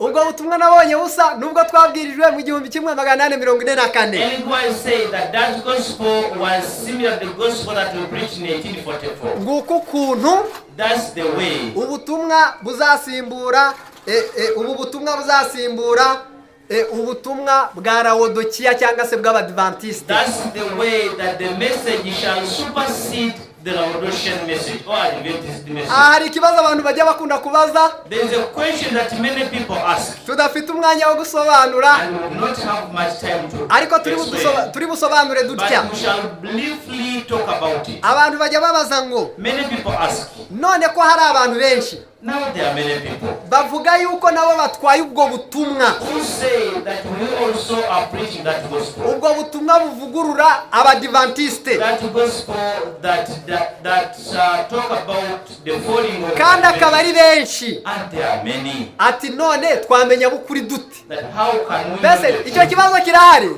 Is that question common? Ngaho mwumve. Listen here. mu gitabo cy'inyandiko z'ibanze In the book of early writings, ntabwo ndabisoma I'll not read that. 124 Page 124. haranditse ngo It is written mu badivantiste b'umunsi wa karindwi in Adventists nibamara gusandagurika after their separation, hazavamo imitwe myinshi. there shall come several groups. Mu yandi magambo, In other words, niba hari ikintu kidutera gukomera cyane if there is a thing that strengthens us ariko rikaba ari n'ibuye risitaza ku batiga ibyanditswe byera, and is a stumbling stone for people that not read, ni ukubona ubwo butumwa bwarasohoye nk'uko Imana yabivuze. is seeing that the message emerged as God prophesied it. Imitwe myinshi ivuga yuko ifite imyizerere ya kidivantiste, That there are many groups which have Adventist belief, kandi ikavuga yuko igorora abadive. and said that they are reforming Adventists. Ni igihamya simusiga yuko tutibeshye kuko byari byarahanuwe. That is enough sign to show that we did not err because it was prophesied. Mu gihe bamwe bibagusha, While other fall apart because of that. abiga ibyanditswe byera nibyo biba bibakomeza yuko bari mu murongo w'ukuri. For those that read the scripture get strength because of the word. Mbese turi kujyanirana. Hope we are together. Noneho barandika ngo It continues and says, ariko ukuri kose but on the whole truth kwahawe agatsiko kamwe. was given to one group. Mbese biri kumvikana muri utwo dutsiko ngo ukuri kose kwahawe udutsiko tungana Among all those groups, ngo kazajya kamenya ukuri katabajije abandi. that there is a group that was given the truth which shall not copy others. Aha ndahavuye. I read this part. Ingingo ya gatatu twavuze turi buvugeho. The third topic Iyo the turayivuga third part, twihuta ntabwo turi butinde. we shall not delay much on it. Imirongo migari, There are very many. ubu butumwa bw'ivugurura n'ubugorozi bukosora. There are very many verses. Imirongo migari, great lines. There are many great lines Ubu butumwa bukosora mu madini. that this gospel reform. Mwumva iyo mirongo migari yariyo. Listen to these lines. Ibintu Imana biri mu madini ariko bidakwiriye bikosorwa cyangwa se bigororwa. There are very many things in the seven denominations that should be reformed. Ndavuga nka bine. I'll speak like four. Ngaho mwumva icya mbere. Listen to the first. Icya mbere The first, kibi the first worst, gikosorwa mu madini kandi cyabuza abantu kuzajya mu ijuru. which should be reformed, and if not reformed, shall make a people perish. Ni ugufata abantu ujyanye mu ijuru Is getting people that you're taking to heaven ukabayoboza igitabo kirimo ibitekerezo wihimbiye bitari Bibiliya. and lead them by your own book, which you have written yourself, not the Bible. Ariko turi kujyanirana. I hope we are together. Mbese umuntu aramutse akujyanye mu ijuru If someone is taken to heaven agakora igitabo and writes a book kirimo inzira ijya mu ijuru which has the road that goes to heaven, itandukanye n'iyo Imana yanditse muri Bibiliya, which contradicts with what God wrote in the akakunyuza muri Bible, iyo nzira, and you go through that road, ikibazo the question, nubwo waba mu mutima uzi ngo nibyo, even if you believe that you're in the truth, iyo nzira yazatungukana mu ijuru. can that road emerge to heaven? Ko mutari kunsubiza? Yazatunguka mu ijuru. Can that road reach heaven? Icyo nicyo cya mbere dukosora. That's the first thing that we Kandi reka mbabwire, reform. iki kintu abantu bagomba kucyumva. People should clearly understand this. Kuyoborwa n'ibindi bintu bidashingiye ku ijambo ry'Imana, If you are read by any other thing other than the Bible, byahimbwe n'amadini ku bw'inyungu zabo tutamenya. which were written by people or denominations with a hidden interest which you do not know, Umuntu aba ahuye n'ishyano, you found a curse yourself. umuntu aba ahuye n'ibyago. You find problems. Reka mbabwire, Let me tell you. wenda amahereze nk'ingero. And I will give you an example. Abagatolika babwiriza ubutumwa, When Catholics preached the gospel, babwirije abantu, they preached people bababwira yuko kugira ngo umuntu azagere mu ijuru and told them that for someone to go to heaven, ngo ari gukora imirimo ivunanye mu mubiri akawutoteza. that you should work hard and punish your body. Ko Imana mutari kubyumva, As if mwabyumvise. Maze havuka abantu bashaka ijuru babita abihaye Imana lemwan. So there came people that say, hey, we have surrendered our lives to God. Si inyigisho. It's a doctrine. Muzi icyo yabatwaye? Do you know what happened? Ngo bakirirwa bakora imirimo ivunanye. They worked, Bagakora imirimo ivunanye. they overburdened themselves Imibiri yabo barayigora. and overtaxed their Imibiri body yabo barayangiriza. and spoiled their bodies. ngo ni naho Martin Luther yabaga kubera gukenera ijuru. That's where Martin Luther was. Mwari muzi yuko Martin Luther, Did you know that Martin Luther, kubera iyo mirimo yari yarahakoreye, because of those hard labor, burya yari ikimuga, he yari ikimuga, yari yaramugaye bitewe n'iyo mirimo, kandi ngo akumva ngo imbabazi z'Imana ntiziri kugera mu mutima. He was disabled because of those overburdened and felt like God's mercy was not reaching his heart. Na n'ubu baracyahari. Even today, those people are there. Bitwa bihaye Imana. There are people that have surrendered Muzababona to mu bigo God. by'abapadiri. You'll find them in Barahinga, barateka, they dig, bagacuruza, they cook, baranarwara ntibabavuze kuko bihaye Imana nuko bagomba kubaho. even if they fall sick, they are not treated because they have surrendered themselves to God. Bari gukorera ijuru. That they are working for heaven. Ariko mbabaze nuko ijuru riboneka. Let me ask you, do we get heaven through Nuko ijuru working for riboneka. us? Ariko abagize bangana iki? But people that have believed that are many Bitewe n'inyigisho. because of wrong doctrine. Inyigisho zipfuye Because of wrong doctrines. zangiriza abantu ntibazagere mu ijuru. Wrong doctrines can spoil people and do not go to heaven. Aha ntabwo ndahavuga ibintu birebire. I won't speak much on this. Ahubwo muzasoma ubutumwa bwatoraniro. You read certain messages. Icyigisho ni icya nyuma. The last chapter. Icya nyuma, paragrafu ya nyuma y'icyo cyigisho. The very last chapter and the very last Haranditse ngo paragraph. our creed is the Bible alone. It is written that our Ngo indangakwemere yacu ni Bibiliya yonyine. Icya kabiri, The second, tugorora mu madini. that will reform in Kandi kitari gito. which is not a small thing, Nicyo bita inzego nk'izo mu isi. is what we call hierarchy like those of the world. Muzi iki inzego zitwaye abizera? You do not know what this hierarchy means. Inzego zo mu matorero, The hierarchy in church, kubona umuyobozi w'itorero bikazamuka bikazagera ku muyobozi w'itorero ku isi yose. where I find a church leader, a church leader to the denominational leader, world leader, Bifite akaga ku bayoborwa. it has a very big problem to the Yamumva akaga ka followers. mbere. Listen to the first problem. Umuyobozi ku isi yose, If the world leader, iyo itorero rigize umuyobozi umwe, if a church has one world leader, nibyo byabyariye iyi si. those are the things that spoil this world. Ku Abagatulika To the Catholics, bajya bagira misa yigishwa they have ku isi yose. sermons. Insengero zose ku isi biga kimwe buri ku cyumweru. You'll find that they will have a single sermon that shall be preached unto the world on a day. Ni akaga ka bwa buyobozi. Mbese biri kumvikana? That is brought by Mbese having single leadership. ubwo buriya makene ya hano niyo yo muri Amerika. Do you think what we should learn here is equivalent to what we should learn in America? Ariko icyigisho ntigihinduka. By the sermon does not change. Ubinyeganyeje wasezera. If you Abo try aguma. to change, you will be chased away. Imwe. That's one point. Icyo nicyo bibamariye kandi ni ugupfa mu by'umwuka pe. That's dying spiritually. Nibyo byabyaye ya migisho. That's what brought these lessons Mubona mu badive. that you see in Adventists, Abizera bigishwa mu murongo umwe. where people are taught one thing at a Nibyo time. byabyaye ikibazo.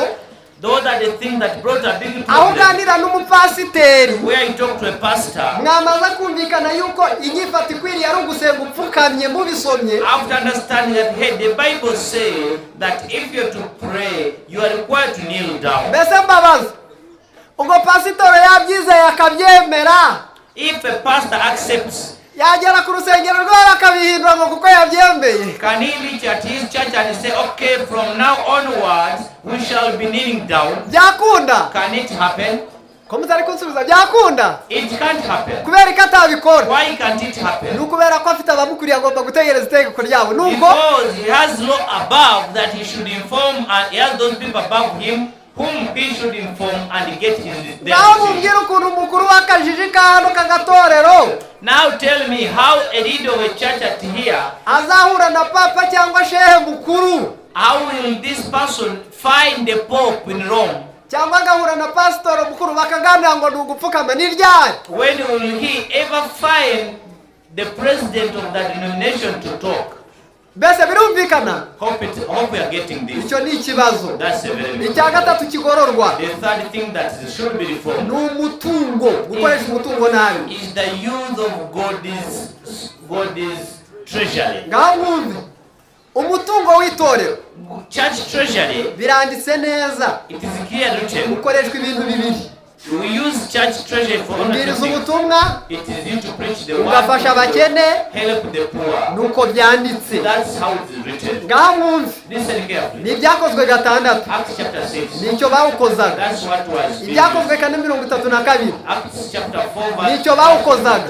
32. That's how it was. Kuwukoresha bawuhemba abakozi b'itorero. Using church treasury or church fund to pay church workers, Cyangwa n'indi mirimo idafitanye isano n'agakiza bitwaye iki? or spending it on any other activity other than doing God's work. Ngaho munyumve. Listen to me carefully. Ibi bintu biba bifitanye isano no kurimbuka kw'abantu. This thing has a great relationship with the perishing of people. Iyo abantu bari guhembwa umutungo If people are receiving salary from the treasury, bitewe n'uko bayahembwa akajya kubafasha, because they get that payment, basigara batababajwe n'agakiza k'abizera bari kuyatura, they are no longer burdened or bothered by the believers who paid the tithe. ahubwo basigara bababajwe n'uko umuntu yatura bakagira menshi niyo yarimbuka. They get much interested in how can we influence people to pay much. Niyo mpamvu even waba if they umusinzi, That's why you can find a believer who is a drunkard, ukaba umusambanyi uzwi, someone who commits adultery. ariko utura menshi. But if you're found to be giving much tithe, Buri ku isabato bakajya bavuga ngo ni wowe mwizera wa mbere, naho biva. they will always say you are a first believer.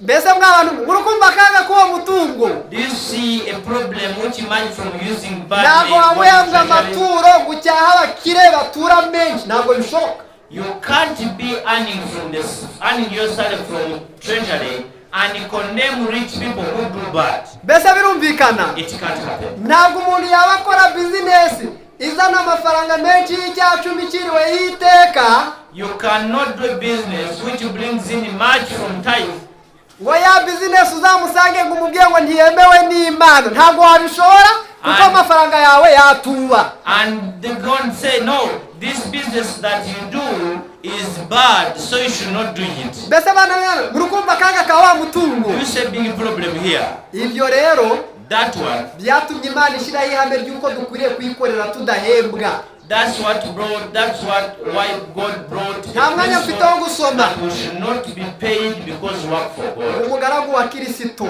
A servant, God's servant. wiyakijije umutima ngo icyo gihembo kiba kimuhagije. When a God's servant changes the heart, that is enough reward. Aho ndahavuye. I leave that Nta point. nubwo ndi buhasoma ibintu. We shall not read Ariko much ukenera of that. ibihamya turaza kubibaha.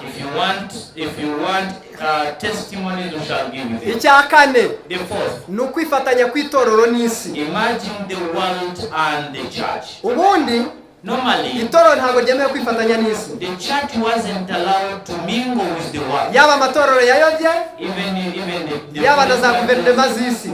mixing with the government. of the world. Bitwaye iki abizera batashizeho izo gahunda? What did the influence to the believer who did not do that? Iyo wifatanije na leta uri itorero, If you mingle with government, ubwo uba wemeye kugendera kuri gahunda zayo, you accept to be ruled and it's kuko muba mufitanye agreement. because you have an agreement. Kandi muri agreement And zimwe in the agreement that you sign, hari iziba zizabangamira kwizera. there are some agreements that will contradict with your faith. Niyo mpamvu Imana yabitandukanije. That's why God separated the two. Leta Government, iyo umuntu akoze icyaha iramukubita akamufunga. if you commit a sin, government will punish you in your prison. Kandi ni ubukiranutsi si icyaha kuri leta. And it's not a sin to the government. Ariko mbabaza ikibazo, Let me ask you, umunyabyaha akoze icyaha twamukubita, can we cane someone because they committed a sin? tumukubise If we beat him, twaba dukoze icyaha. if we beat Leta him, iyo ikubise we umunyabyaha are sin. ntabwo iba ikoze icyaha. But if government beats a sinner, it does not sin. Ariko itorero iyo rikubise umunyabyaha riba rikoze icyaha. But if a church beats a sinner, it Ibyo commits a byatumye sin. Imana ishyiraho itorero ngo rikorere ukwayo na leta ikorere ukwayo. That's Ntibivangwe. why the government should do its role and the church does its own. mbese biri kumvikana Hope we are still ariyo together. mpamvu abantu bajya gushaka ibyangombwa bibemerera gukorana na za leta zo ku isi. That's why people go to government to intermingle with it so that they can preach. Icya nyuma The last ni isabato, is a Sabbath, umunsi wo gusenga w'Imana. a day of rest. Umunsi wo gusenga ni isabato. The day of rest is Sabbath. Sinzi niba ari amasomo akenewe ariko nuko byanditse. If you want very many verses, shall read it for you, but it is written that way. Kuva 31:17 na 17. Exodus 31 verse 17 and 16. Umunsi wo gusenga ni isabato. The day of rest is Sabbath. Abalewi 23 murongo wa 3. Leviticus 23 verse 3. Gusenga, umunsi wo gusenga ni isabato, nuko byanditse. The day of rest is Sabbath. Kandi abakiranutsi bose baraye umunsi. And the righteous shall worship on Sabbath. Imana iduhe gukunda ubutumwa. May God grant us thy wisdom to love Ingingo ya nyuma ntayo tuvuga, tuzayivuga ubutaha. We have not talked about the last point. We shall talk about it later. Tumenye ibyo twizera kandi tubikunde tubishikamemo mu izina rya Let Yesu. us know what we believe in, love it, and be strong in it in Jesus' name. On a hill far away stood an old rugged cross, the emblem of suffering and shame. And I love that old cross, where the dearest and best for a world of lost sinners was slain. So I'll cherish the